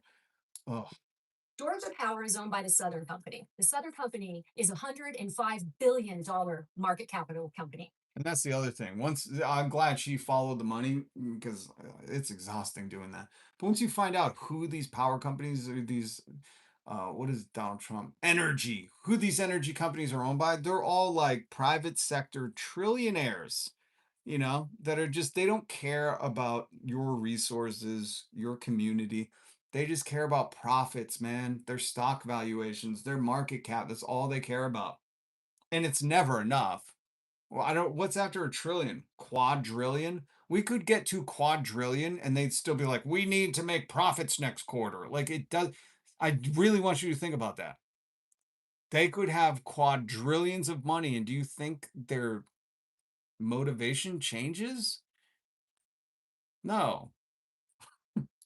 They are bigger and just as big as the four combined capital markets of the four major airlines in the United States: Delta, United, American, and Southwest. Combine their market capitalization, and that equals the Southern Company, who owns Georgia Power. These data centers that are being built, they're being built for 5 primary companies that equate to $13 trillion in market capitalization. To put that in perspective, you take all the GDPs in the world, and there's only two that beat that, and that's the United States and China. Georgia Power is expecting all of the tax citizens and the landowners here to subsidize their project, to subsidize these data centers. And enough is enough. Thank you. That was amazing. You guys out here, this is happening, like I said, to 330 properties. There are 21 homes that are being affected by this in Coweta County, Georgia. Not only does Georgia Power not care about our American farmers, they also don't care about our American mothers. Yeah, they don't care about the kids. I would have just said the kids. That's like the motto for this administration.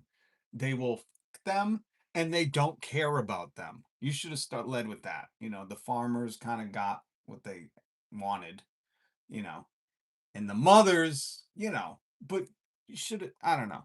She doesn't need any insights from me. She's got it.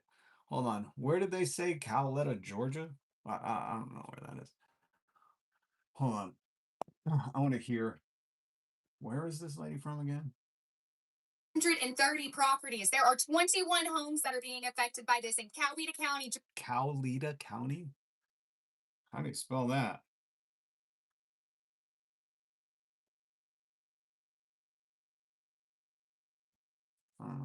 Coweta. Okay. Coweta County, Georgia. 45,000 population. All right. Oh, what's it known for? Agricultural dominance, Sunbelt Ag Expo, highly competitive high school football program. Yeah, that's yeah, okay.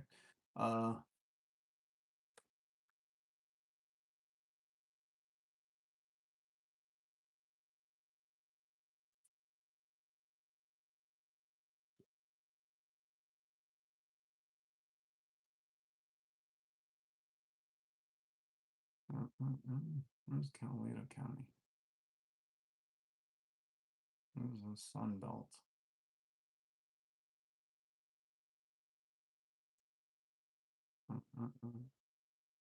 Wait, what? Colquitt? Oh, I gotta look this up. Coweta County, Georgia. I don't know where that is. Can you just show me a goddamn map? I just want to see a map, man.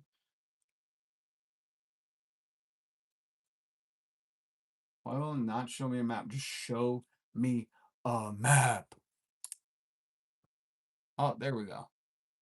There we go. There we are. Coweta County, Georgia.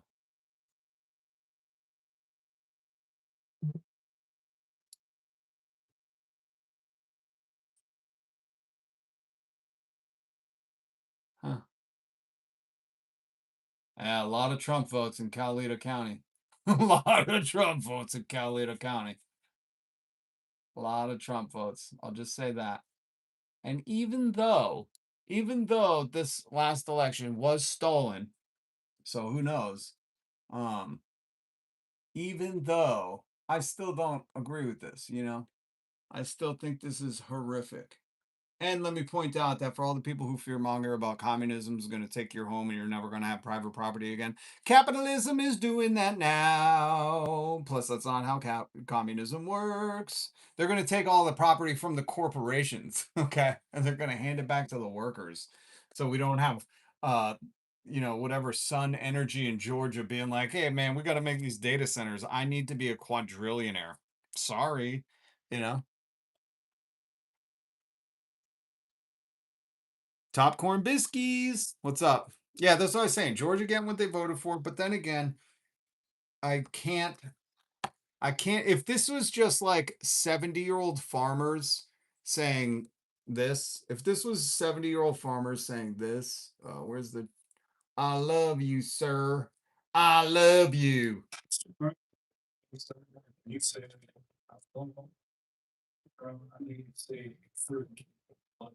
You know, if you're like a 70-year-old farmer saying, like, Donald Trump, you came here and said, I love you, and now I'm losing my farm. Like, at a certain age, I kind of lose a lot of respect for people who continually get grifted, you know, by a guy who that's his MO. His whole thing is like, oh, yeah, just run a bunch of scams and then file bankruptcy. And if you talk about my scams, I sue you. You know, if like you couldn't educate yourself by that age, then I agree with the getting what they voted for. The one stipulation I have is like hearing about kids losing their childhood home. And maybe that's very personal to me because I've not only suffered losing my childhood home and suffered losing housing with having children. And you realize the fear. And we weren't in a fortunate position where like that lady with a huge fucking in-ground pool was in the back and they were like, and we're still gonna get money for it, but goddamn, it's less money. Like we weren't even close to that fortunate. We lost our housing at the worst possible time when all of the fucking housing was being price fixed to, not be able to afford housing. And to see the fear in your children's eyes and they're like, where are we going to live? Like that stings deep for me. And I would never, once you've lived through that as a parent or as a child, which I've done both, you would never ever wish that upon some other person's children's. Never mind Americans. You just, as a human, as a member of the human race, you would not want other kids to endure that trauma. You just wouldn't, because there's a human side to you and you're like, nah, man, no kid should have to go through that, especially if it doesn't have to, you know? And that's the shit where I can't, you know, where the empathy side of me is like, no, man, this $1 trillion company does not need to underpay for this person's backyard to put in huge data center, electric lines that are going to be buzzing and giving all those kids cancer. They don't. They don't. I'm sorry. I'm for the people. Her $600,000 home they bought at 200,000. Yeah, that's the other thing. It's the financial Hiroshima. It is. It is. Oh, what's up, Smoking Blondie? I didn't see you sneak into the chat. Aztec, what's up? Oh, she voted to lose everything. Yeah. And that's the horrible thing that unfortunately, as a stupid nation, as a nation with too many stupid people, just when Joe Rogan is like the voice of the common man, like, you're like, oh man, we're a stupid nation. Oh man, yeah, that's a big sign. When people are going to like Theo Von, Tim Dillon, and Joe Rogan for like their political takes, that's a sign of a stupid nation. A nation of dummies, if that's any better. And it's okay. You know, we're just not into like reading anymore, But you know, the problem with being a nation of dum dums, if I could speak directly to them, the problem with that, Alabama and Oklahoma, is that they have to learn the hard way. And that's what we're all going to be on the ride for. We all have to unfortunately be on this ride. I feel like the ride we're taking is those two what were they? Not those two moms that adopted like the family of six and then they all drove off that cliff. Did you hear about that story? That was a long time ago, I think.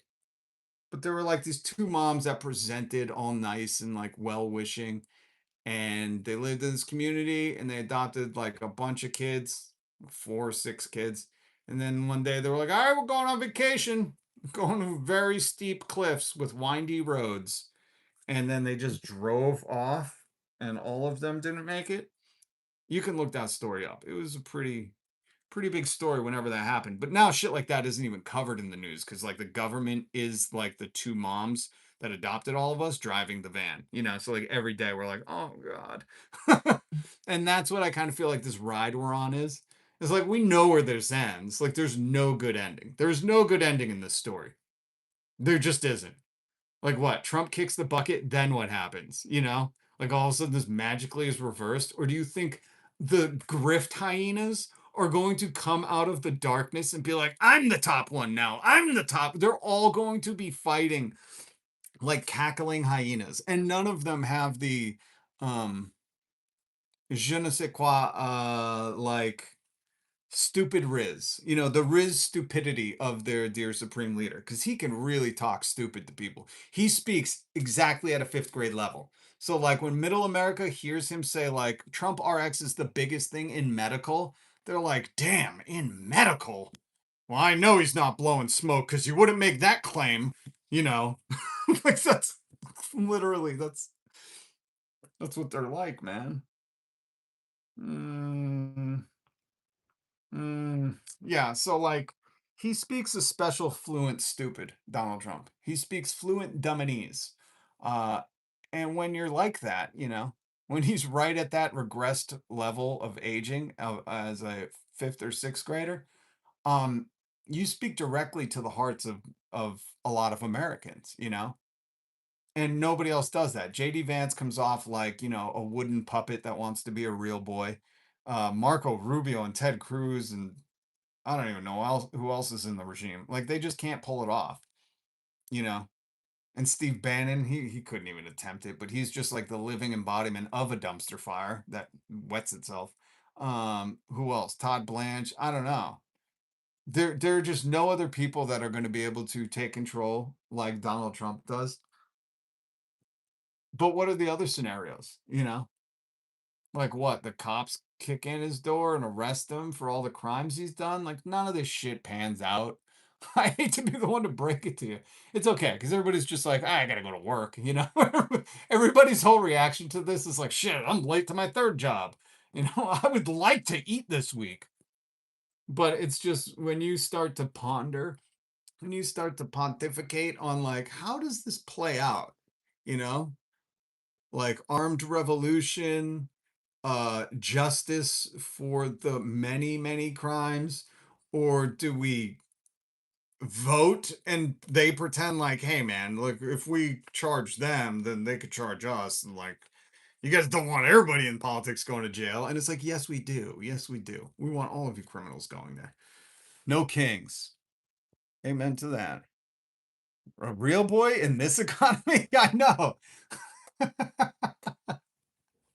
JD Vance wants to be a real boy in this economy. Unfortunately, he's probably one of the only people that could afford it, you know?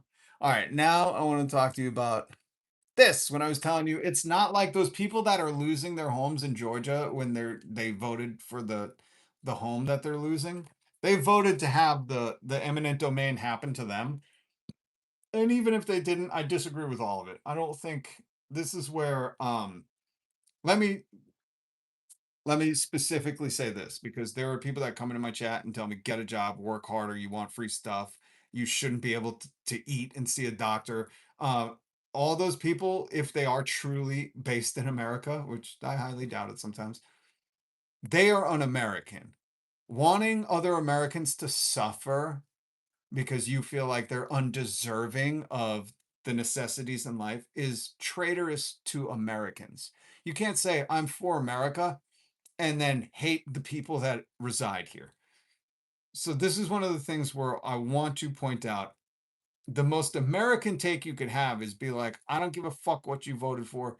Your kids should not fucking have to lose the home they grew up in because of some corporate $1 trillion market cap company wants to eminent domain your property, which means underpay you for it. You get no choice. They're buying it from you to develop power lines for their data centers. Like no, America isn't, unless you consider yourself one of the small techno oligarchs that think America is really data centers and AI. That's the true lifeblood of America.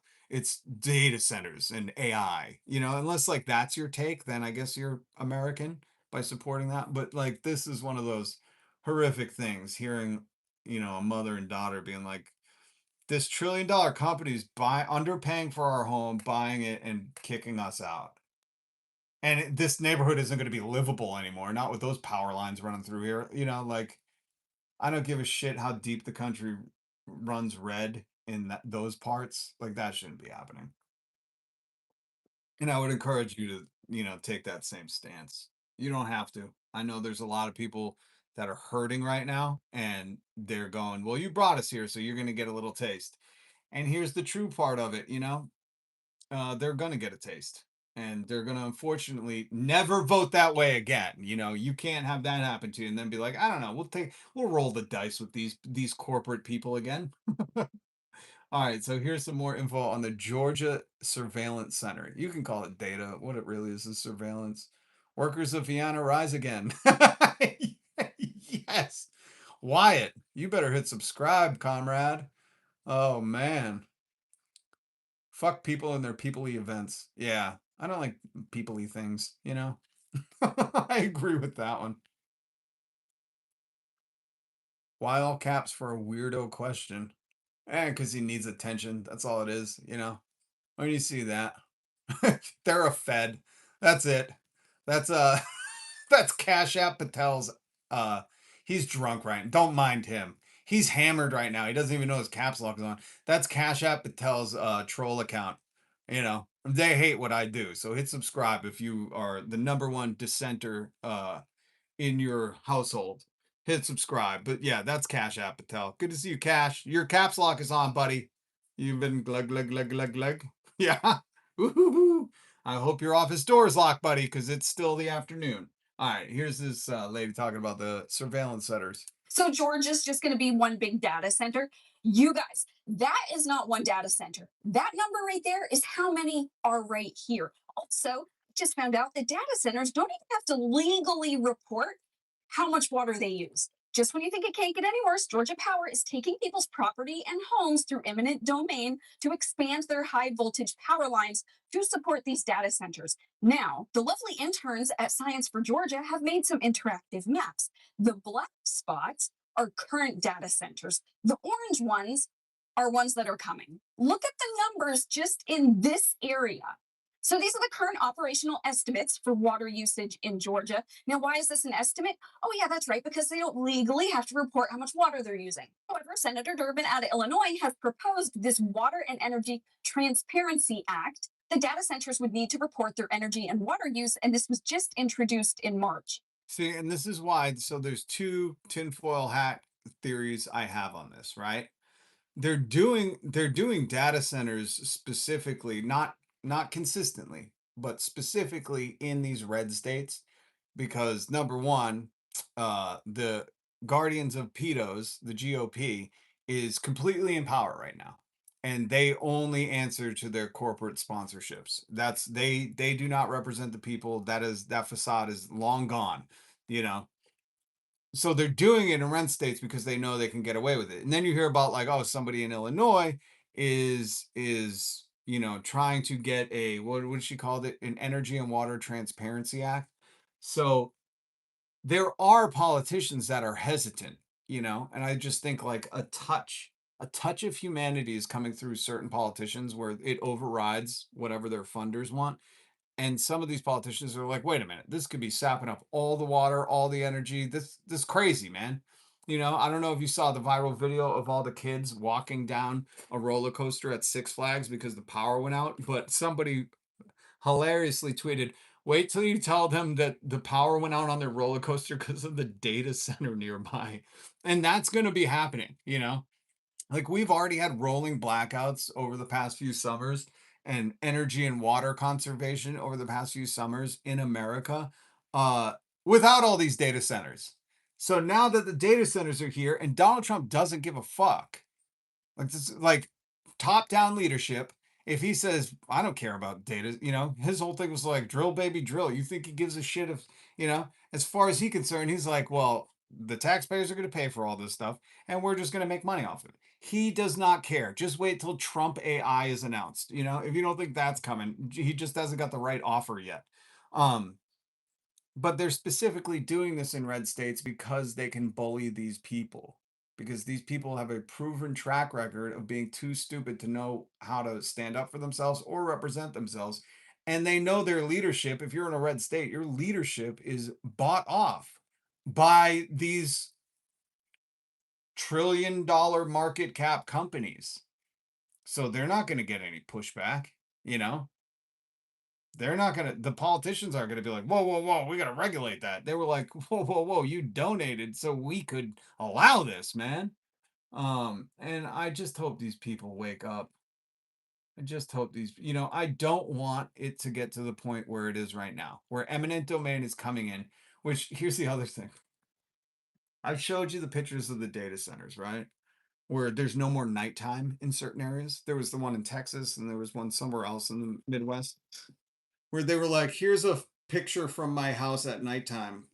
And it looked like daytime because the data center emanates light through the night. So it's like you can't shut the lights off. And what I was saying about that is like that terrifies me because to mess up the circadian rhythms of people, to mess up the biodiversity, to mess up just the land, like you don't undo that.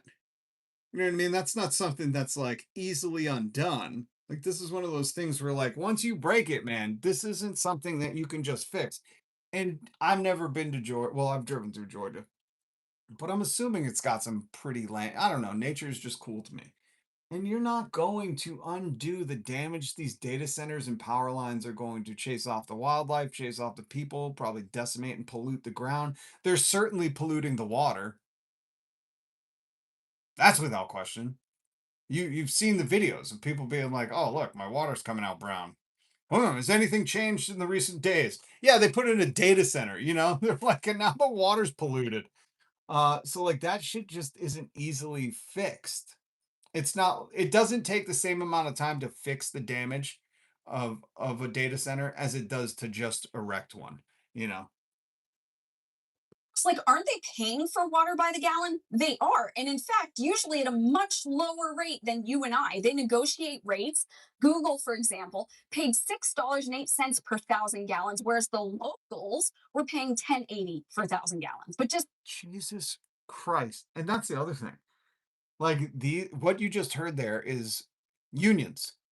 These companies are acting like unions where they're like, no, we're going to negotiate our rates. That's why you unionize and organize with your coworkers so you can all withhold your labor together and negotiate for a higher rate. If you do it alone, they go, we'll fire you. One person, get out of here. So they're negotiating with the government. They're using organizing tactics to put you on the hook, put the taxpayer on the hook for their water usage. because they're paying for it doesn't mean they have to report it. Now, Project Sale, the 829-acre data center that is coming to Coweta County, Georgia, Georgia Power is set to demolish 2230 homes because they need to expand the power lines. And they are doing this through eminent domain, which is the government's right to take your property if they need it for public use. And in this case, Georgia Power is a public use company. Then it should be owned by the public. This is where I don't understand how America allowed this to happen. In the other video, I told you that, or she told you. Sorry, she told you that. What is it called? Georgia Power. Enough to replace what we have. We have been told many times we have spent 17 years building this have ever known. Georgia Power is owned by the Southern Company. The Southern Company is a $105 billion market capital company. The Southern Company. Let's look them up. The Southern Company. What a generic name. The Southern Company Home. We deliver the resilient energy solutions that connect communities, businesses, and future generations. Not many future generations, if the reproductive consequences of your pollution have at. Subsidiaries: Georgia Power, Alabama Power. CEO Christopher Womack. Who's that cunt?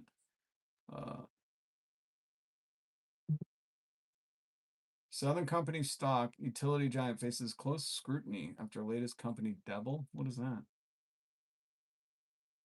Yeah, these should not be remains a focus as investors watch its regulated utility-based power demand trends and capital spending plans. The stock is tied to U.S. electricity demand. Oh, so the more electricity, the more money they make. You know what I mean? Like this was an easy kiss my pensic. Thank you for this therapy session. Oh, you're very welcome. Well, thank you for being here. I appreciate you being here, man or woman. Sorry, I can't tell by the name, and I don't want to offend anybody. Well, except for the bullies and tyrants. I will always offend them. Fuck you, bullies and tyrants. Anyways, but thank you for the super chat. I appreciate that. I'm supported by viewers like you. keep considering maybe taking some money because goddamn, let me tell you, man, it's getting hard out here. So I appreciate that. But that was an easy Google search to find Southern Company stock stock information on how people are starting to scrutinize what their game plan is, you know, and they're like, don't worry, we're going to steal a bunch of these homes using the government's eminent domain. Like just that in itself, right? Because we just found out this is a publicly traded company that has, what's the CEO? Hold on, we got to go to this, back to the CEO. Back to the CEO. What's this dude's name? Christopher Womack. Let's see, Chris Womack, President and CEO of Southern Company, one of the nation's leading energy providers. That is not part of, how much does he make a year? 28 million. These people are criminals. Criminals. This is what I mean. Like, you should not be allowed to be making $28 million because you have a privately or publicly traded fucking company to give people a necessity. We didn't get, let me just explain why this is a necessity. Because if you're like, oh, yeah, it's a luxury to have electricity. Dude, dude, dude. Thomas Edison wasn't like, hey man, I'm gonna create this light bulb and then tell everybody, like show it to people, be like, hey, fuck you, man. You gotta pay top dollar for this shit to get here. You know, like that's not the point of inventing shit. So like some people could have a $28 billion compensation package every year while other people freeze in the winter. That was not the point. Like, oh, I don't know how to explain this because I'm like, if you think the point of humanity is for certain people to gatekeep necessities like heat and to turn on a light at nighttime, or to use your computer or whatever you use electricity for, I don't know, to shock yourself. Do you have a taser that plugs in, you know, and you're just constantly going like, I want to be as smart as JFK, or RFK, whichever one he is. You'll look like JFK. But just so everybody's on the same page, it's same with like healthcare. I have very broad and generalized thoughts on these things. I'm very much, I'll speak to you like Trump. Like healthcare is a progressive idea in society that since the dawn of man, uh, we've pushed for, like collectively. Collectively, we've tried to figure out how we cure the sniffles or what the fucking allergy is or these things. Then we came up with medicines. Same with like, you know, the modern amenities of today. Like the Greeks or whoever that did, the Romans that made the indoor plumbing shit or whoever did. Like they didn't do that so we could get today and Chris Womack could make $28 million a year just giving people enough energy so they don't freeze in the winter. And I'm sure I could even look up a story and find out somebody in Georgia froze over the winter because they couldn't afford electric. Like, I hope everybody can understand that, you know? Like, these are things that, especially when this lady says they're using eminent domain, which is something only the government can do. And for all those who fearmonger about communism, that they'll take your home, there's no private property. No, there's no private property for corporations. But isn't that funny that when they fearmongered about all that stuff, it's happening right now and not in the name of the government? Again, this lady is telling you the government's doing it under Trump and eminent domain, but they're doing it for a publicly traded company to make more, to give that guy another $28 million compensation package next year. Alameda County, Georgia, Georgia Power is set to demolish 2230 homes because they need to expand the power lines. And they are doing this through eminent domain, which is the government's right to take your property. The government's right, not Southern. What was their name? Not Southern Company. It's so generic. It's so generic. It's so generic. It screams criminal enterprise. I work for Southern Company. What do you do? It depends where you're calling from. You know, like it depends who's asking. That's what that sounds like. That sounds like a fucking Mexican cartel name. You know, we're the Southern Company. What do you do? We do a lot of stuff. What do you need? The Southern Company sounds like a criminal enterprise. And this lady's like, eminent domain is when the government takes your property, which is happening in Georgia, but they're not. The government isn't. They're doing it for the Southern Company, which pays its CEO $28 million a year, is a stock traded company that should be nationalized. All of these electric companies, we need the CEOs out because what do they represent? They represent the profit motive. So they want to run their company, the thing that gives you light at nighttime, power for your computer. Oh, what's up, Crush Dice? Shout out to the real ones. Sub, share, and like. Good to see you, Crush. Good to see you, Crush. Very good to see you. But again, where was I? Sorry, that threw me off. Thank you so much for the super chat. I appreciate that. Cage, what's up, man? Good to see you. Good to see you. Oh, nationalize. So a necessity of existing in this world would be, you know, coming home from a long day at your third job and being able to turn on the lights so you don't stub your toe. Remote workers being able to plug in their computer. I mean, unless we want to just do solar for all this, which I'm totally fine with.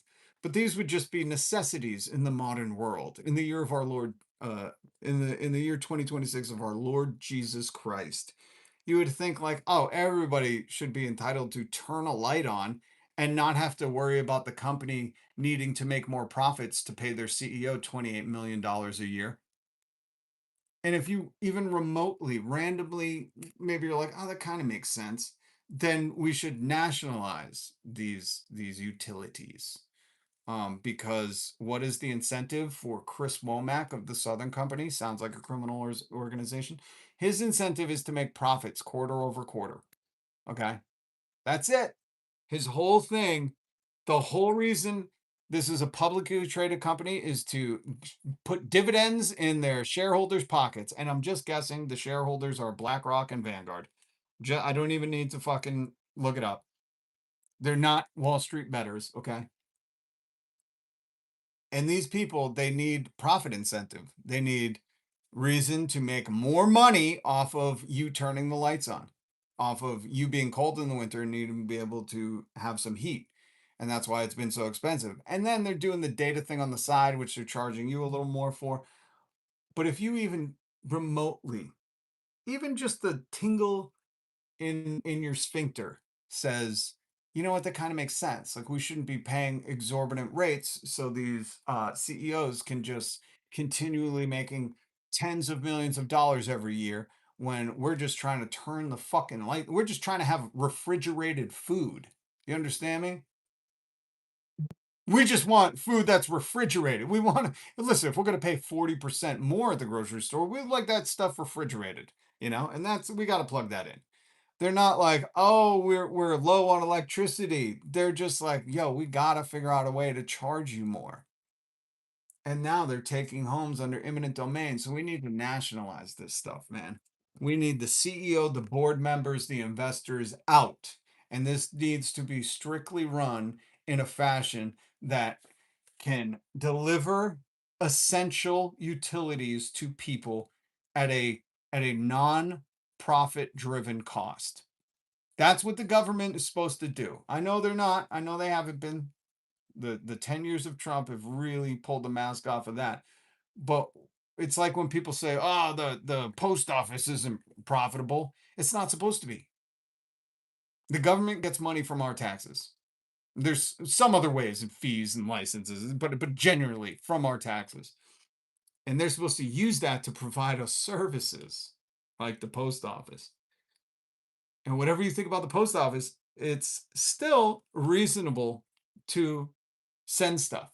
They're not raising costs outside of the war of Hormuz, but they're not raising costs because a CEO needs a $28 million compensation package. They're not doing that. And these companies, I know, I don't care where you are, red or blue area, electric gone up, energy gone up. And there's a good portion of that that's gone up because those CEOs aren't doing this for free. They're not volunteering their time. Southern Company, Chris Womack makes 28 million a year. And that's not happening by accident, you know. That's coming from somewhere. That's coming from you turning the heat on in the winter when you're freezing and saying we're just going to run it for an hour. And there's a guy who's just running the heat at his third fucking home because he doesn't care. He's got his yacht with the air conditioner blasting, and you can't even close all the windows. You know, it's a yacht, and he's like, "But I don't care. I make 28 million a year."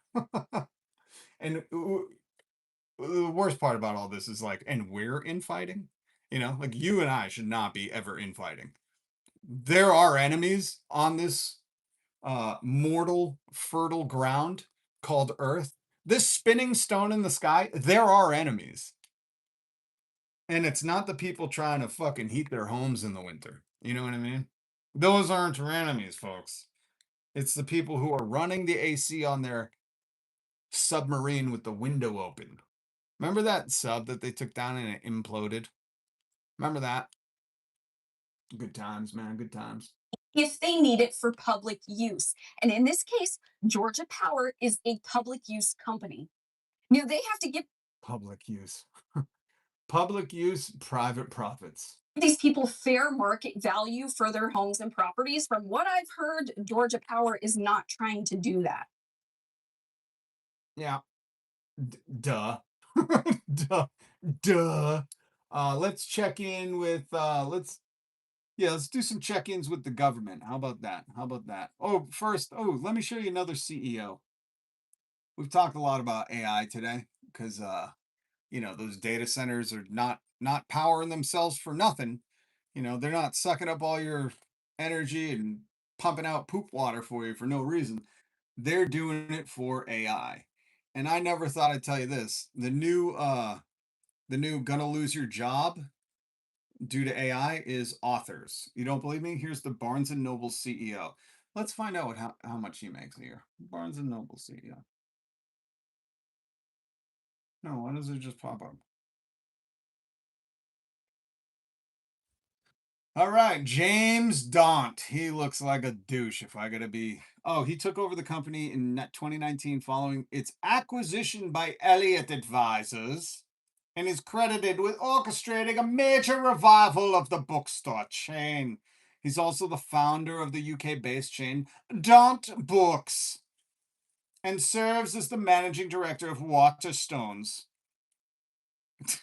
I love how people are like, oh, they worked hard enough to earn that much money. And it's like, dude, he's fucking CEO of like 5 companies. He's not doing any work. He's just like, yeah, make a decision. I don't give a shit. Pay me. Pay me, bitch. No, I want to know his compensation package.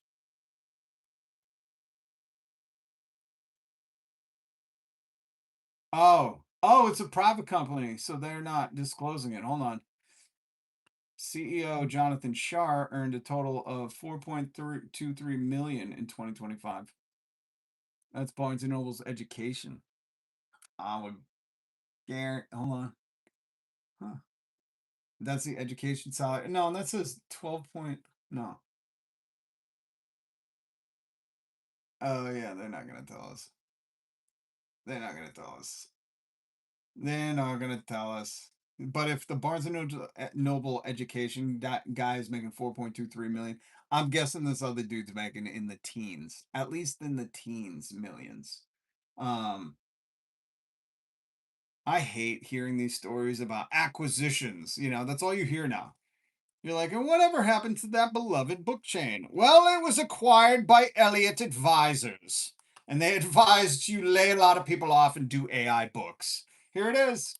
I've said that if the rise of AI books becomes a thing, you would be willing to sell them within your stores. Yes, I have actually no problem selling any book as long as it doesn't masquerade or pretend to be in something that it isn't. So as This is an easy time to like win over the fucking reader crowd. You know, like the people who read, I'm guessing, are not the people who cherish AI. This is what I mean. Like these people are so dumb. They don't know how to read the room. This clip is coming out amidst the fury of clips of college graduates booing at every chance somebody mentions AI. If you even go, they start booing because they think the next thing is I. You know, they will boo that shit.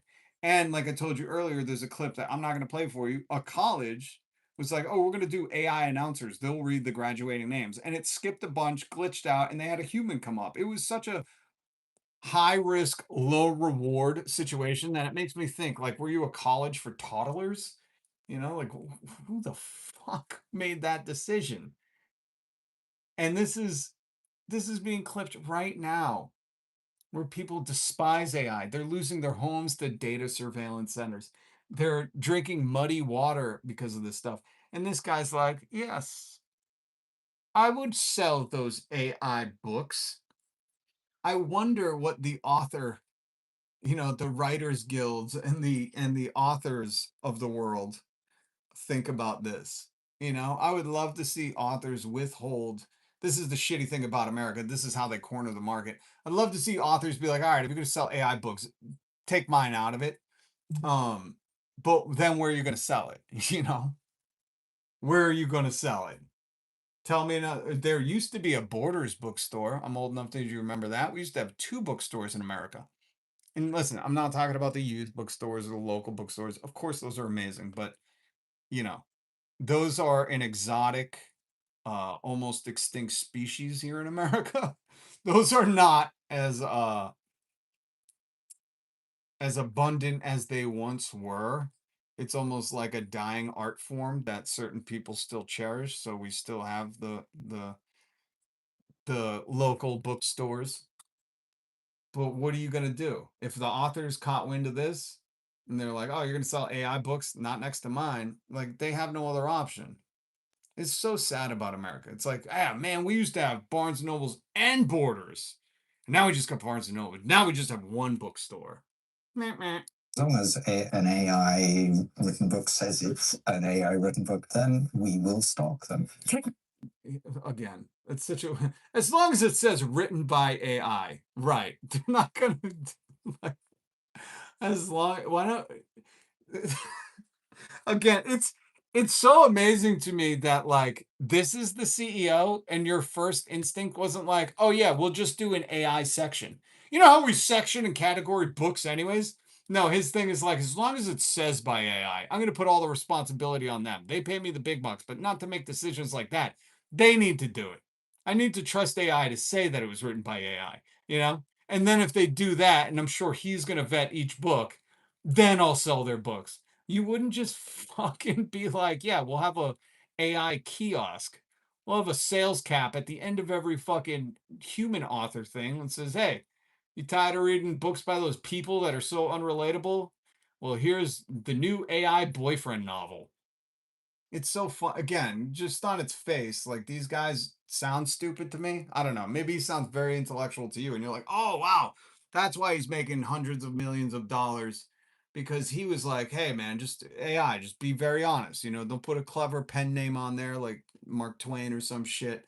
Like, you just got to say artificial intelligence. And as long as you market it like that, what can I do? You know?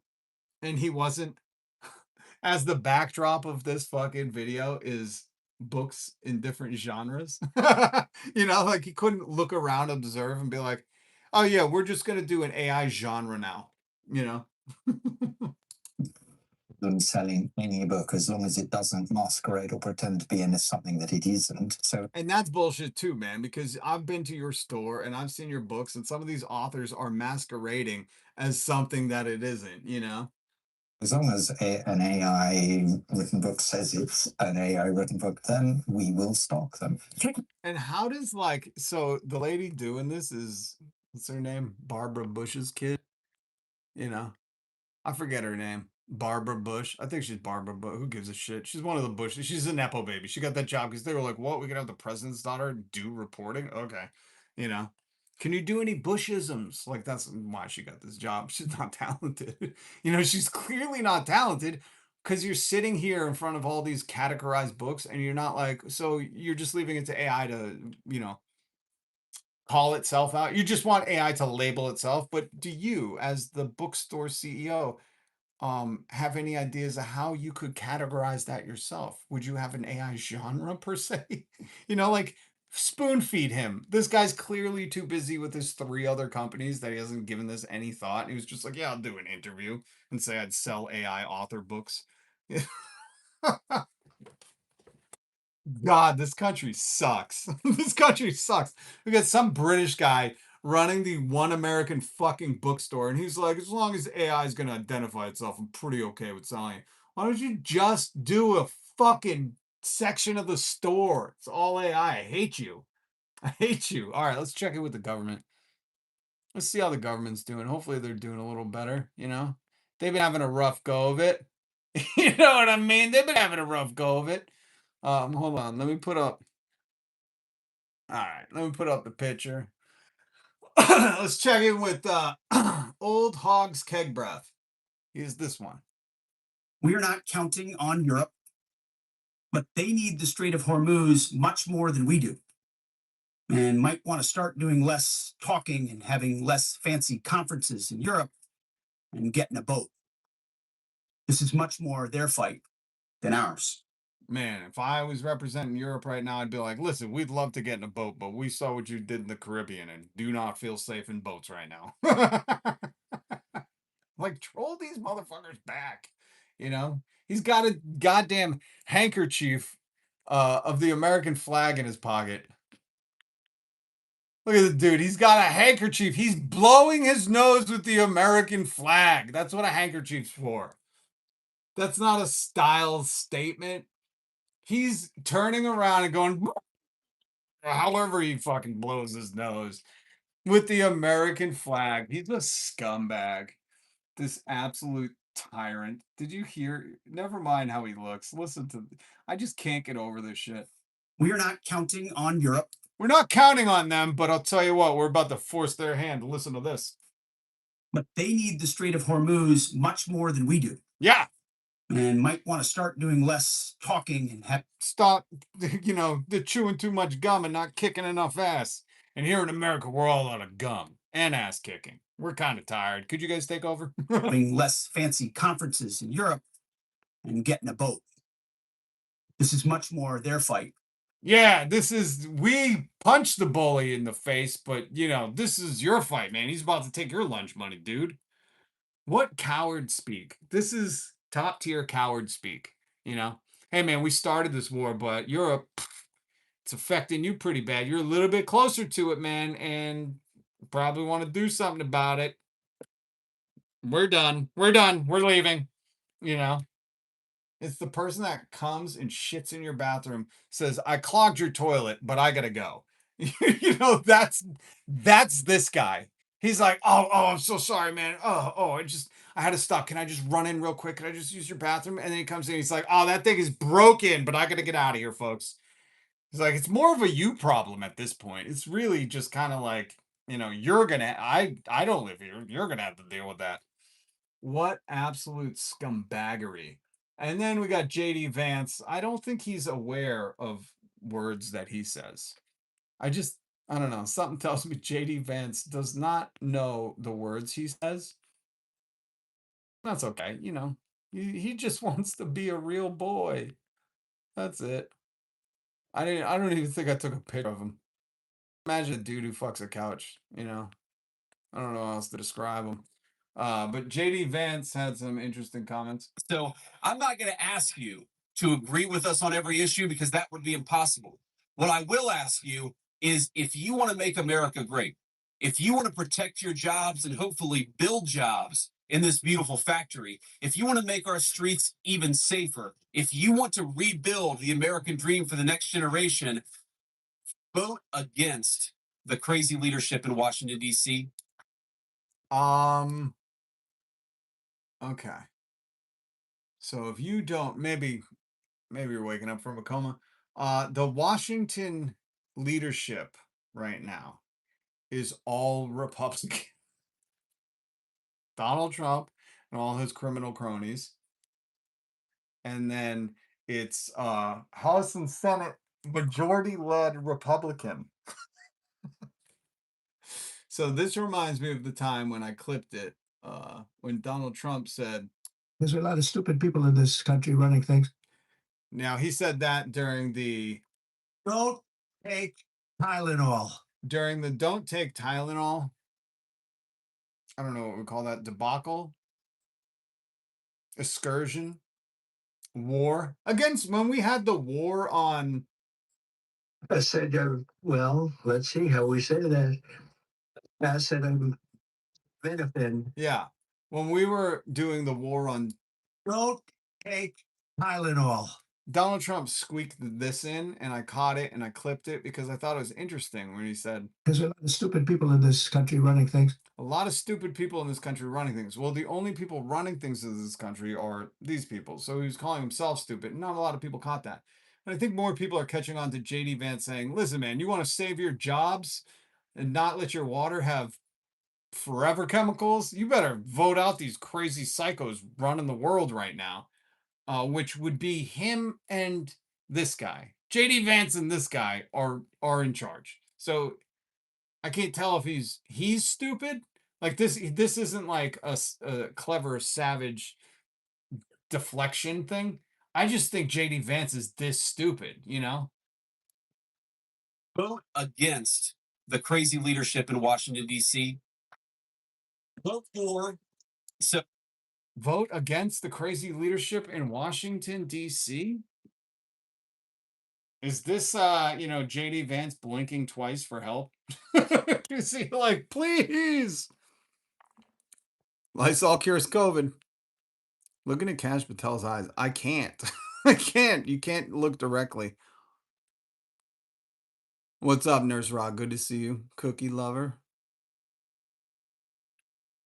How much weasel chode is in that dude's hair?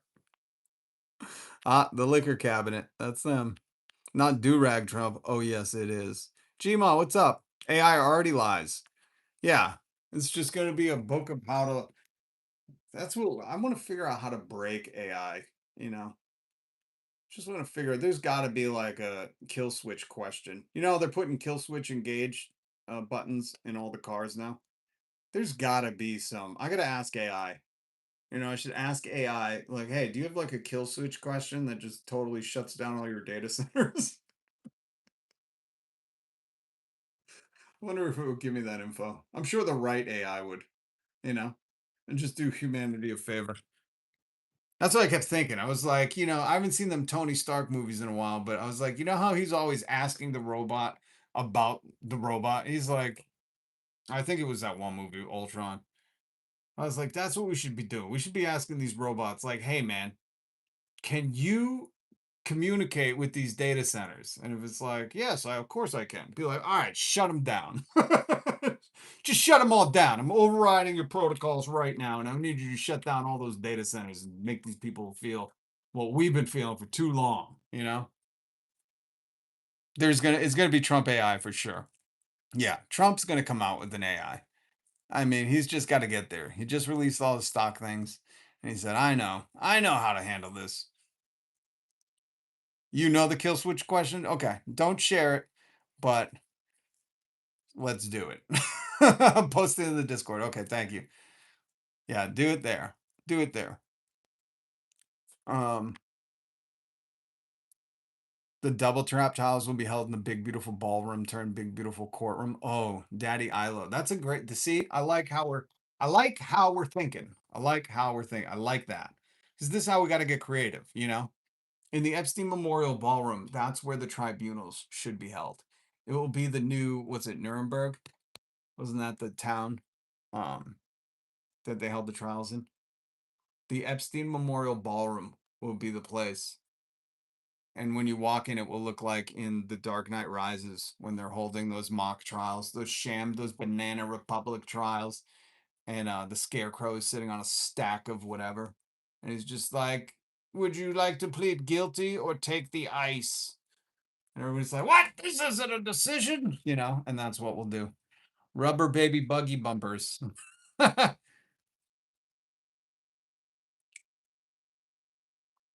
Look into dorking. Best bet to discover if there's an AI kill switch. It kind of made me scared. Is dorking something like perverted looks maxers do? I don't know. Dorking looks into non-public data. Okay. Okay. Thank you. I thought you were trying to send me for a loop. Like, yeah, go check out dorking, dude. And it's like clavicular punching himself in the dick. He's like, oh, I'm dorking so hard right now. I thought you were trying to send me on some wild goose chase with, some crazy stuff. So I appreciate that. Because dorking definitely sounds like something an incel clavicular would do. He's like, so every day I get up, I start dorking. I just hit myself in the nuts with a tack hammer. And he's like, and it shapes them better. What can I say? The guys like it, No, sir, it's a real thing. No, I know. No, I know it's a real thing. I'm saying when you said it, I was like,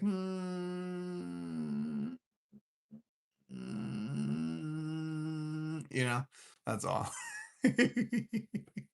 I'll look it up. Where'd my pen go? I'll look it up, but I'll tell you what, I'm gonna be very angry tomorrow if I come back and it's just a video of clavicular punching himself in the wiener. I'm gonna be very mad at you. Yeah, it sounds off. Yeah, it does. I love Bane. Me too. The fire rises. Oh, I gotta look up Bane. Now you're gonna make me look up Bane. Sometimes I just like to watch the scene where he goes to the Wall Street. I just love that. We started the fire.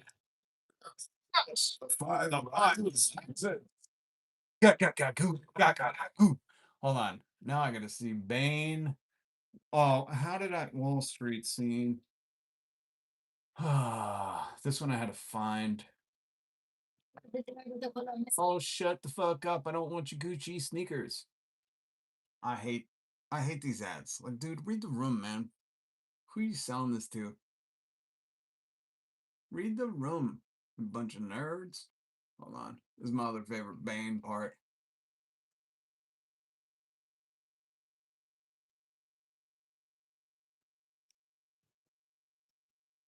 Stock exchange. There's no money you can see. Brother, why are you people here? Really? Why are you people here? I love it. That's one of the best parts where Bane's like, where he goes, it's a stock exchange. There's no money here. Really? Why are you people here? And he smashes his head. That's my favorite part of the movie. Is dorking the dark web? Maybe you need Bane to kill AI. Yeah. Ooh, listen, if I had an AI protocol like in Avengers Ultron, where we had like the Ultron, the bad AI, which the corporate overlords are using against us, and then we had whatever it is, Ask Jeeves, the good one, whatever Tony Stark called it. I would call it the Bane Protocol. The Bane Protocol. Doesn't matter who we are. What matters is our plan. That's what I would do. The Bane Protocol. People use the dark web more than just buying drugs.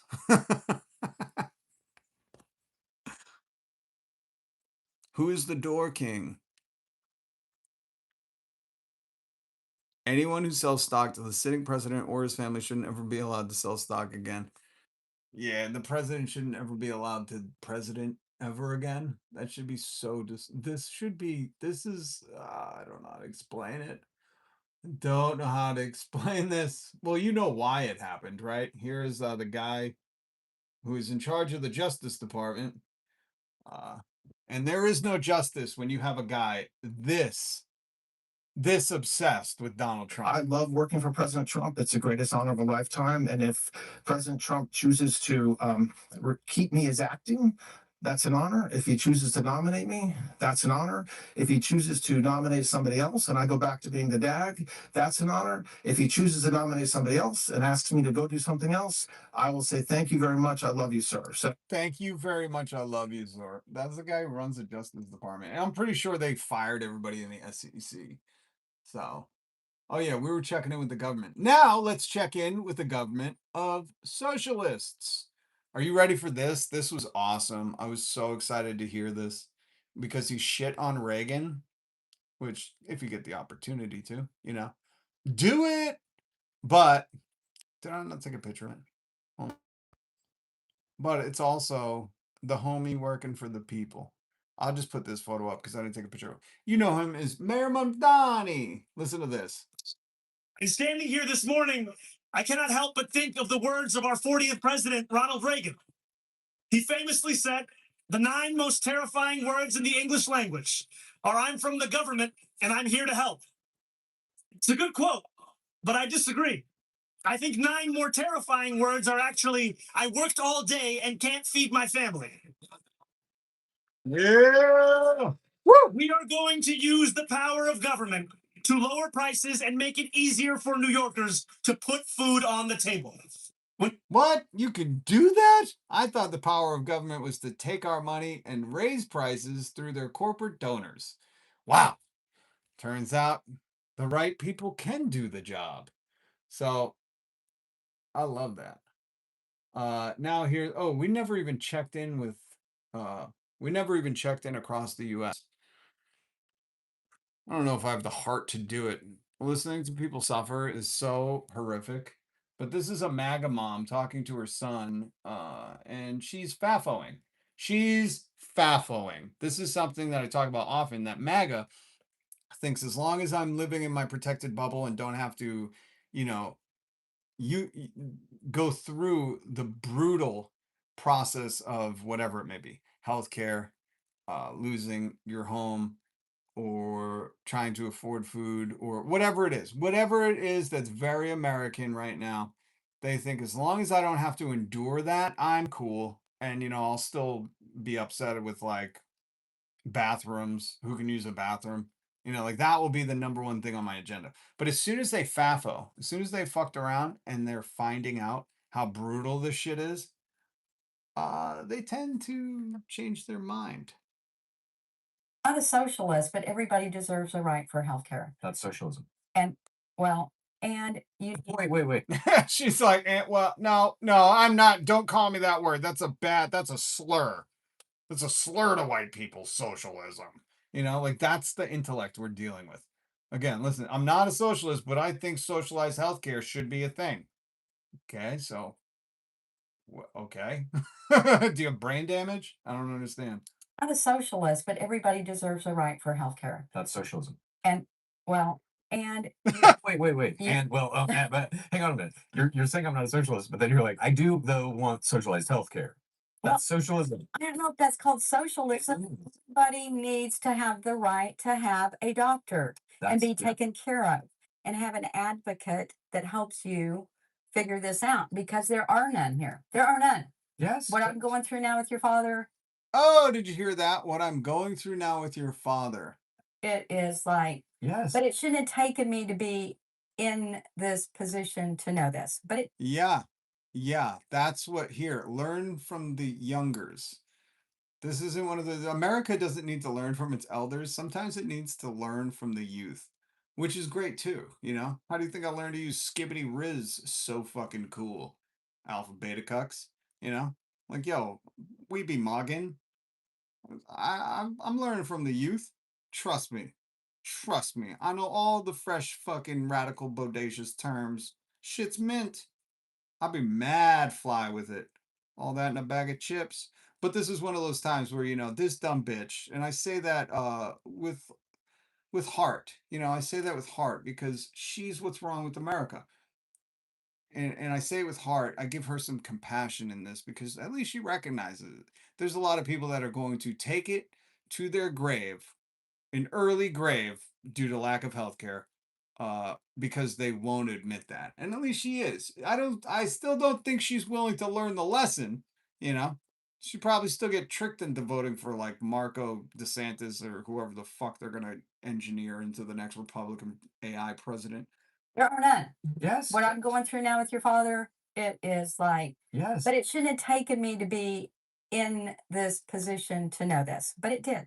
Okay. So That's fine. And I think that's a very common thing with most MAGA people. It's hard for you to look outside your immediate life to find empathy for anybody in a situation that you yourself are not personally in. Right. That's like a human defunct. You know, like that's a not defunct.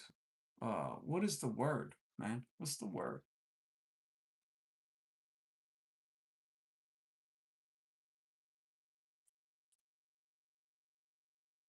No. Anybody know what I'm talking about? That's a human dis something. It's like a human vote for love, not him. Yeah. Who loves Hassan Piker now? Did we win one over?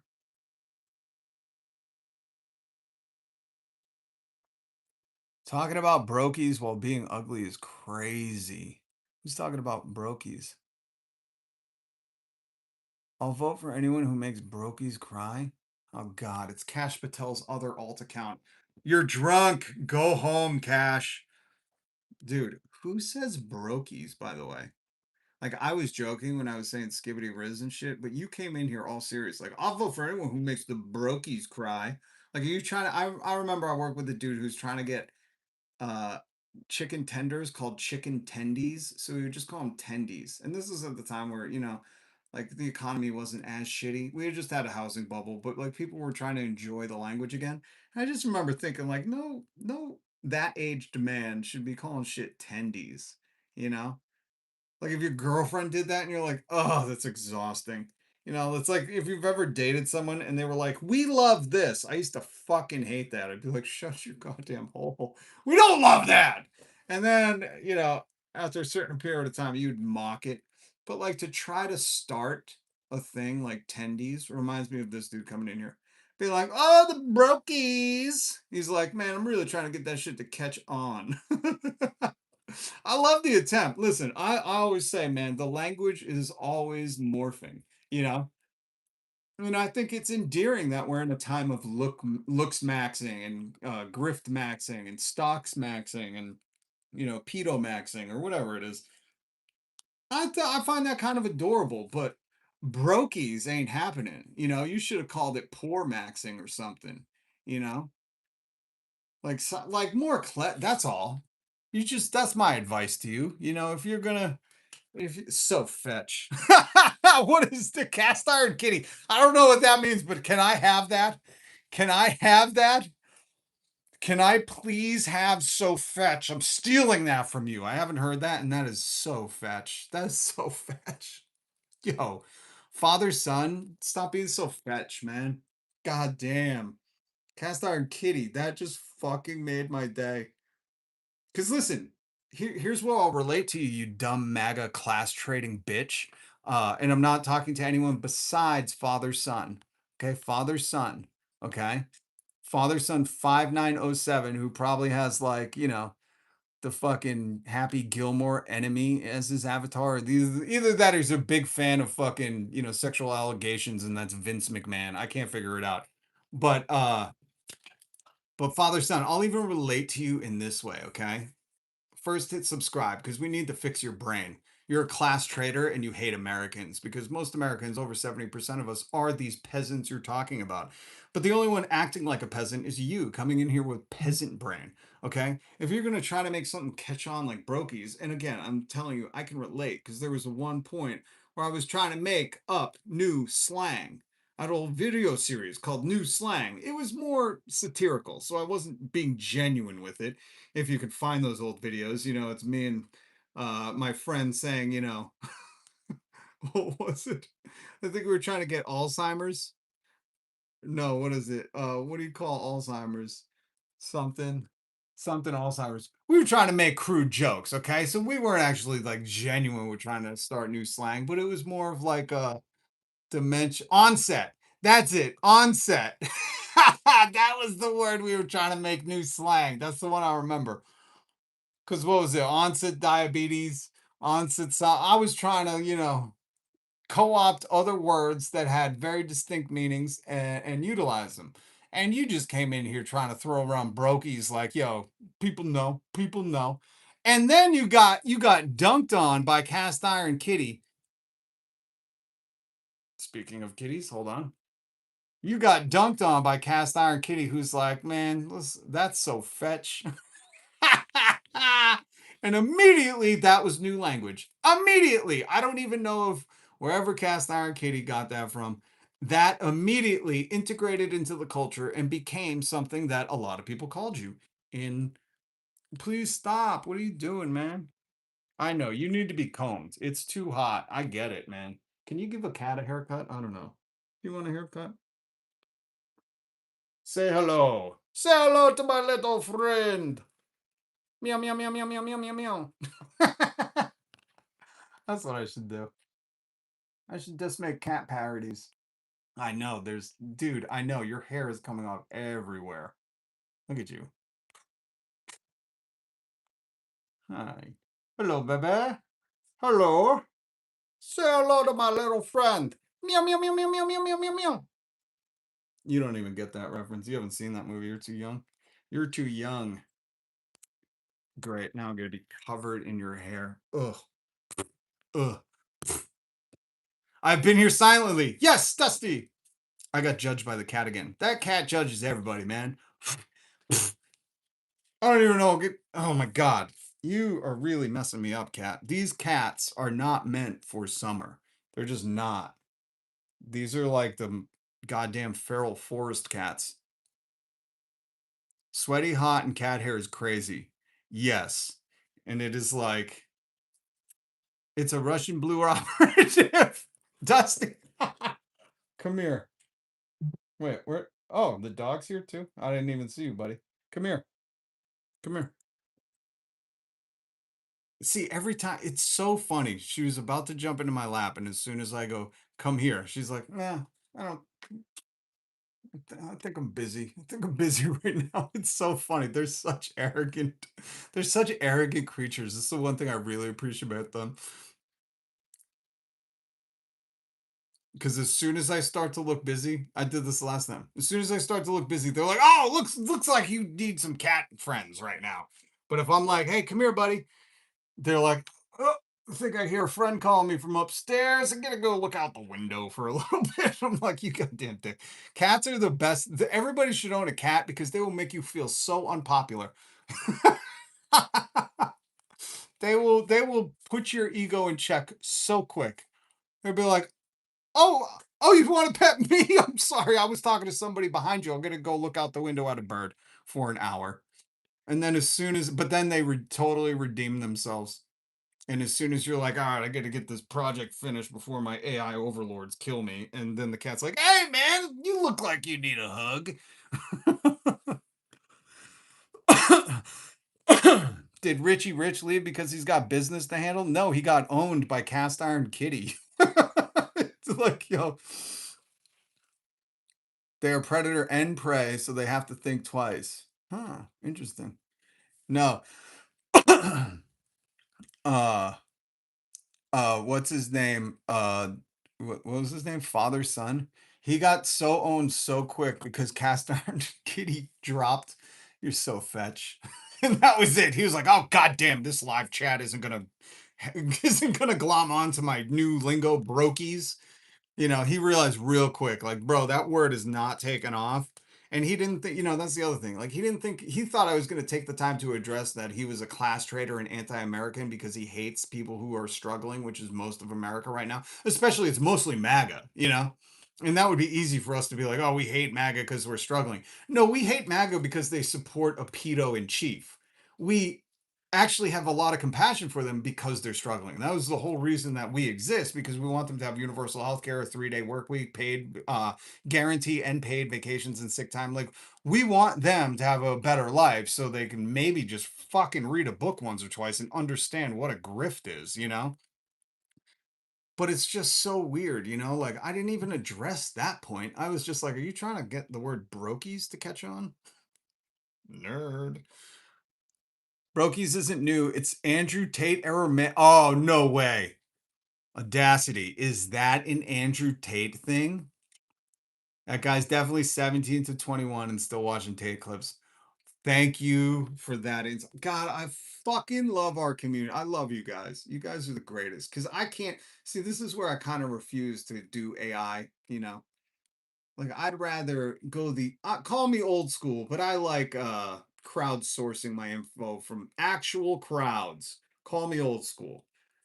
But that's crazy. That's such an Andrew Tate fucking word. Something that's so uncool, would not catch on, sounds very bitch made. You know what I mean? Like, oh, look at these brokies. Like just the language, the brokies, like just the cadence of it. Just the language. He should have, if he's representing himself as like this, if he's posturing as like some lord, some king, he should have just said peasants. That is fascinating. That says so much, and that's what we're really combating here is this stupid concept of anybody who's struggling. And this is the other amazing part about it. I'm sorry. But they're like Andrew Tate will sell his people, right? These young impressionable minds like, "Oh, the way to get ahead is you shit on people who are struggling." But also on the other end of things, like the hypocrisy, the isn't it ironic? It's like these same people worship people who are like, I'm self-made. Like all the billionaires that are not self-made, they're all like, I struggled. I had to walk uphill both ways to school with emeralds in my pocket. Do you know how heavy emeralds are when you're carrying them to school because you have no friends, so you got to talk to them? And they love a good like I'm self-made story. So it's so funny because it's like if you're calling people broke and saying you shit on that, but saying you worship the people that now have money but used to be broke, do you not see the fucking Pandora's box that you opened of stupidity in front of yourself? Like I just don't get that. But more importantly, like who thinks it's cool to be like, oh, you're struggling? Haha, you suck. Like I've never got that. I've never got that. Unless you feel personally attacked by, like I understand the reaction of like in a rap battle or something, in a rap battle where you're like, your chains are fake gold. What are you broke? Like I get that, but like in real human interaction, no wonder your whole generation, that Andrew Tate guy, father, son, like your whole generation is a bunch of incels now because you guys acted like this. If you had a little bit of riz, that's your language. That's not my language, We were called Mac Daddies. Um, or the Daddy Mac, that was our language. Um, you can for homework, I assign everybody to listen to Mark Morrison's Return of the Mac to fully understand the complexities of 1990s love life.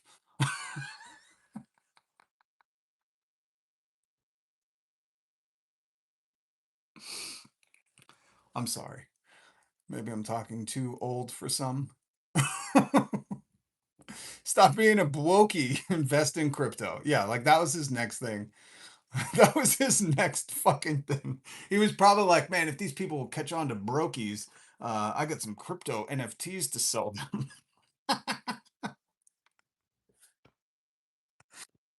But it's amazing, what weak minds will fall for when they're looking for camaraderie. And that's really like again, it's like a fucking Pandora's box that these kids open, these 17 to 21-year-olds.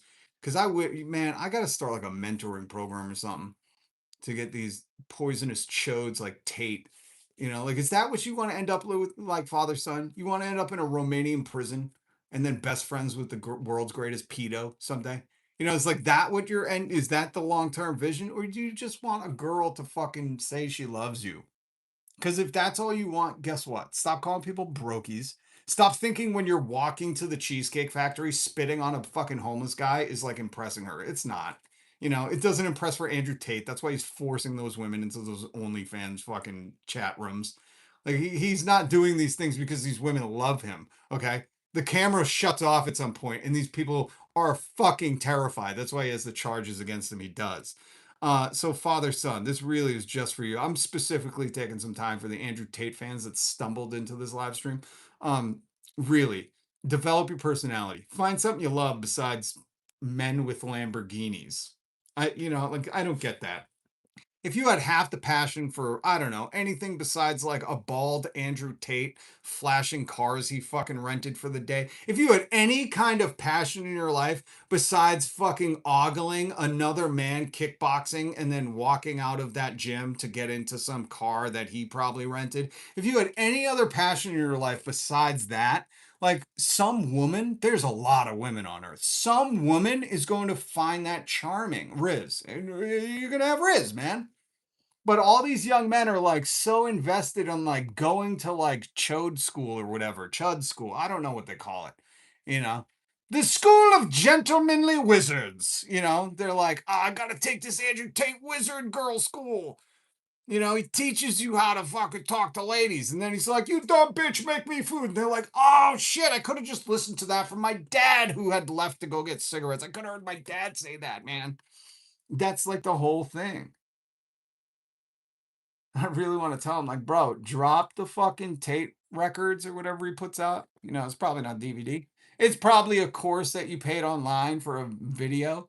If you just invested in yourself as much as you do into Andrew Tate, guess what? You'd be getting laid right now, bro. Bruh. Fa. You know, let me play some sound effects so I can really get that guy's attention. You know, I'm pretty sure these are like mating calls for incels. You know, they hear this and they're like, oh shit, Andrew Tate must be on. I don't even know what that's from, but you know, I'm just assuming.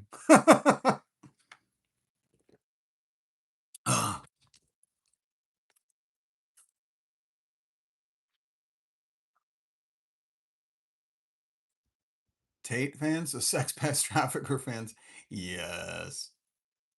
I'm a bachelor who admittedly dates a little too young, and every 19 to 22-year-old I've been with in the last 3 years has told me the men in their generation are grim.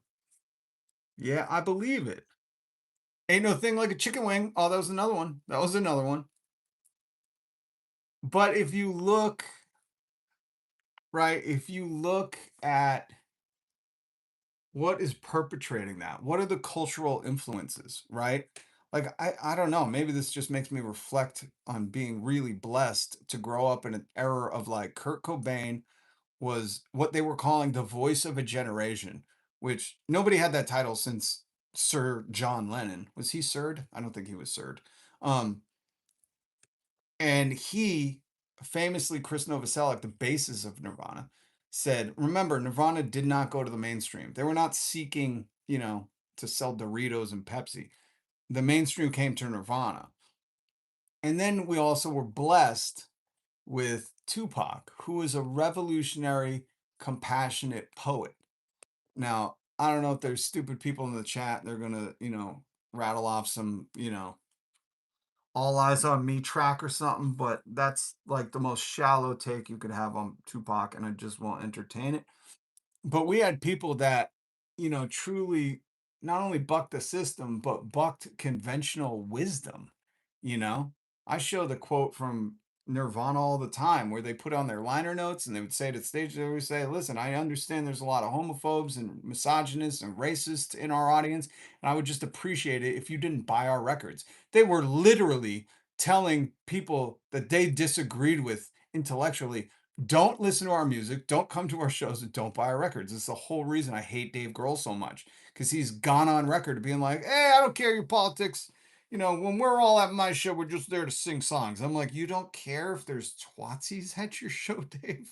I'm pretty sure your show's not going to exist at some point if they get run of things. You know, it's got to be state approved media. But I feel blessed to have those influences as opposed to like Joe Rogan, who went from a guy just questioning things to a guy just not questioning anything, you know? It's really hilarious of how subservient, how willingly to accept his authoritarian rule. Whereas, you know, if it was just as easy as like some donkey Democrat, some blue shirt, he would be questioning all of it. So he's bought and paid for, you know, and that's what these kids got to grow up with. The facade of like, ooh, I'm a rebel, but really he's the most conforming conformist in the mainstream media loop. And Joe Rogan is mainstream media. I hate to break that to you. He's not sponsored by Spotify for $100 million and some underground reporter. You know what I mean? Like, he made it, folks. He made it. He made it. Don't worry. Who mentioned Dave Grohl? I did. I did. Because I used to love Dave. And then I started to hear him speak and see him act. And I said, fuck Dave. Tupac's lyrics were cool. That's right. And you don't, uh, that's a thing. You do not write songs like Dear Mama, Brenda's Got a Baby, Keep Your Head Up,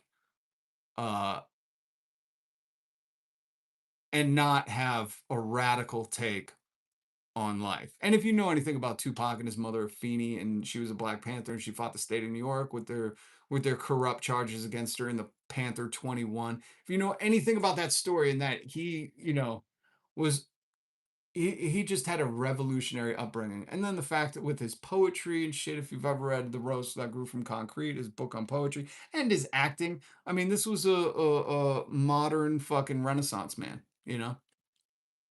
He's definitely what Cobain railed against, 100%. And that's really what burns me about Grohl. It's so easy for Dave Grohl, who was at the top of his game, like Nirvana was. And remember, this is Kurt Cobain, who went on the cover of Rolling Stone with the t-shirt that said corporate magazines still suck. Like, always had a message. He was like, fuck Rolling Stone on their cover. Dave Grohl has that sway. He just doesn't have the backbone. He just doesn't have the character. He'd rather think infinite money is better than, having any character. It's really sad. So I don't like Dave anymore. But Christ, I've told you guys the story. I wrote Christ on my birthday a few years ago, not to get anything back, just to thank him for the stuff he's done in politics, for the stuff he's done post Nirvana, for Nirvana, just to thank him. And he wrote me back, which I was fucking floored. A Miller, Mom, I'd like to rebel with. Brilliant. See, we're adding to the lexicon all the time. Oh my God, Feeney, I'm locked in. Love Epic Moms. Jacobin, the magazine, did a great article on a Feeney and the Panther 21. If you get some time, I would go to their Rolodex of articles. I think it's just jacobin.com. And I would read that article if you want to start there. And then Afeni, I could not find her book. I pray to God I didn't lose it in the move. But Afeni has a book. I think it's just self-titled. Afeni Shakur. What's her book called? Hold on. What is it called? Oh, Afeni Shakur, Evolution of a Revolutionary. And Jasmine Guy helped her write it. And it is one of the best books ever. It's an easy read. It's a story of her life. And if you have the time or money, again, buy it not from Amazon. Please don't buy it from him.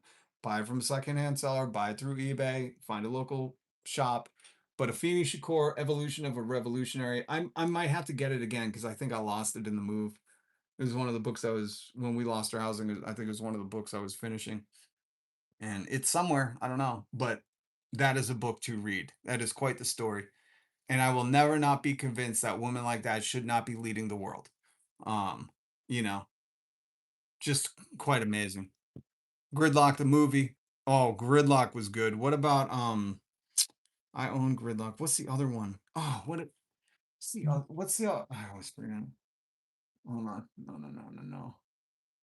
What's the other one? Gang related. Gridlocked and gang related. Yeah, I love and Above the Rim. He's so good in Above the Rim. And what was that first one? Juice? Yeah, Juice. I'll never forget the first time I seen Juice. That was crazy.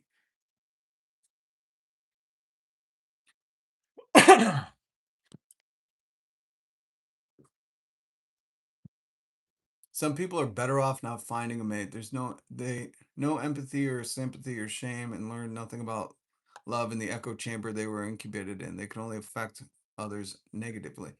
And that's a true statement too. And that's what we're seeing with commenting on that kid that was like, the younger generation says the male prospects are grim. Yeah, some of these dudes are developing, and just like Donald Trump, when you hear his niece talk about him, and the way he was raised, and you hear people talk about the way he was raised to neglect not only himself, have no backbone, stand for nothing, always shook responsibility, always, try to one ups. It's the one upsman game. Oh yeah, well I'm better. That's all he does. And those people, I mean, clearly he's what, plowed through 3 wives, cheated on all of them. Like he's not here to fucking make any woman feel special. He's here to, pat his own ego and make sure that he feels like he's dating the hottest lady, like all that bullshit. So that is true. And that's the unfortunate thing about these younger men that are falling into the Tate trap. That's what we'll call it. The Tate trap is teaching them how to be repugnant assholes. That's it. Look at Andrew Tate. He's not on top of the world. His little Instagram reels might show you that, but bro, you see him in that Romanian prison looking rough. Life don't look too good on the fucking horizon for him. And the Tate trap is going to land you there. This is as simple as like what I tell people when they're going for a new job. Look at the people who've been there the longest. Are they happy? Why have they stayed? What don't they like? Ask them those questions. And you'll find out what it's like to be at that company for that amount of time. It's a simple little fucking life hack, all you got to do when getting a job, and you go to that place and you find the person who's been there the longest, you find out what they like about it, what they don't like about it, and how they're feeling now. And you will get so many insights as to whatever it is, a 10-year tenure at a certain job. Life hack. So it's just like that, That's why I say, what's your big vision here? What's the big plan to take the Andrew Tate trap, school of hard knocks, and what? You're just hoping you have the same car he does and that you won't have those charges that he does? Because how do you think he got the car? He got the car through the charges, man. Whatever he was doing to those poor girls is how he was funding his whole lifestyle. So you're going to catch all of it. Ugh, it's so weird. The people that people will look up to, it's so weird. Anyways. Oh, sorry, I had that froze. Thank you. I was mistaken and thought one was just her pen name or something like that. Wait, who? What? Afeni was his mom. Sada was his gone. Yeah, okay. Sorry, I had the comment thing froze up a little bit. Sorry. Women are finding safety, mild situational lesbianism, or outright celibacy. Yeah, well, that's that's in reaction to the incel movement. These guys that think chat. Again, it's so funny that looks maxing with a dude who will punch himself in the face to try to impress the opposite sex when really it's like there's so much wrong with that. I can't get into it. But not only that, but like the incel movement who thought like, oh, Chads. It's so amazing the crossover too of like the incel movement and the looks maxing audience. Like the crossover that desperately wants to looks max, but blames the world for hating anybody who isn't looks maxing. It's such a like you almost want to ask them, like, do you hear yourself? Do you see what the fuck you're watching? Like, dude, we gotta have a personality maxing. We gotta get someone to do personality maxing, where it's just like, listen, man, we don't give a shit if you really like Super Mario Brother. Like, just go all into it. There's gonna be a girl that will play fucking Super Mario Racing or whatever that game's called. Super Mario Track Stars. I don't know. They'll play the Wii Fit with you. Like, there's somebody for everybody. But you gotta stop being such a repugnant asshole. That's the biggest. We gotta work on how you speak to women, man. We gotta work on your language. If you're calling people brokies, no chick's gonna dig you, and the chicks that are going to put up a whole image of like, oh, I love you, are there to take your money. That's it. And that's gonna send you into a cyclical down spiral that is just gonna make you reconfirm. You're gonna have this confirmation bias of all women are like that. But really, you're attracting that kind of woman. When you call people brokies and act like, well, richness makes me valuable. My parents' net worth makes me of value to society. When you put that energy out there, women pick up on it and you're going to find the wrong ones. And you're going to find the ones that are specifically looking for that that fucking stock index, you know? They want to see what your daddy's assets are working with. And when they take it from you, you're going to go into a spiral thinking all women are like that, not realizing you did it to yourself. That's it. You did it to yourself. If you had just fucking been like, all right, man, I really like Kipo on Netflix, and sometimes I like to sing K-pop at karaoke. If you just said that, I guarantee you, man, just go out and do your K-pop at karaoke, and guess what? You're gonna stumble into somebody, and they're gonna be like, "Oh, I was about to pick that K-pop song," and then you're gonna do a duet, and mwah, my compliments to the chef for cooking this one up, and you're not gonna be so fetch. You know what I mean? I'm broke maxing. I'm broke maxing. Yeah, bitches. Dating apps help create incels. Yeah, but there's always been that, you know, blind date VHS thing. All right, guys, I got to wrap up. Please hit subscribe. Join me tomorrow. Thank you for the super chats. I love you all. Hopefully, we changed some minds or saved some people or woke some people up. Have a great afternoon. Much love and respect. Peace.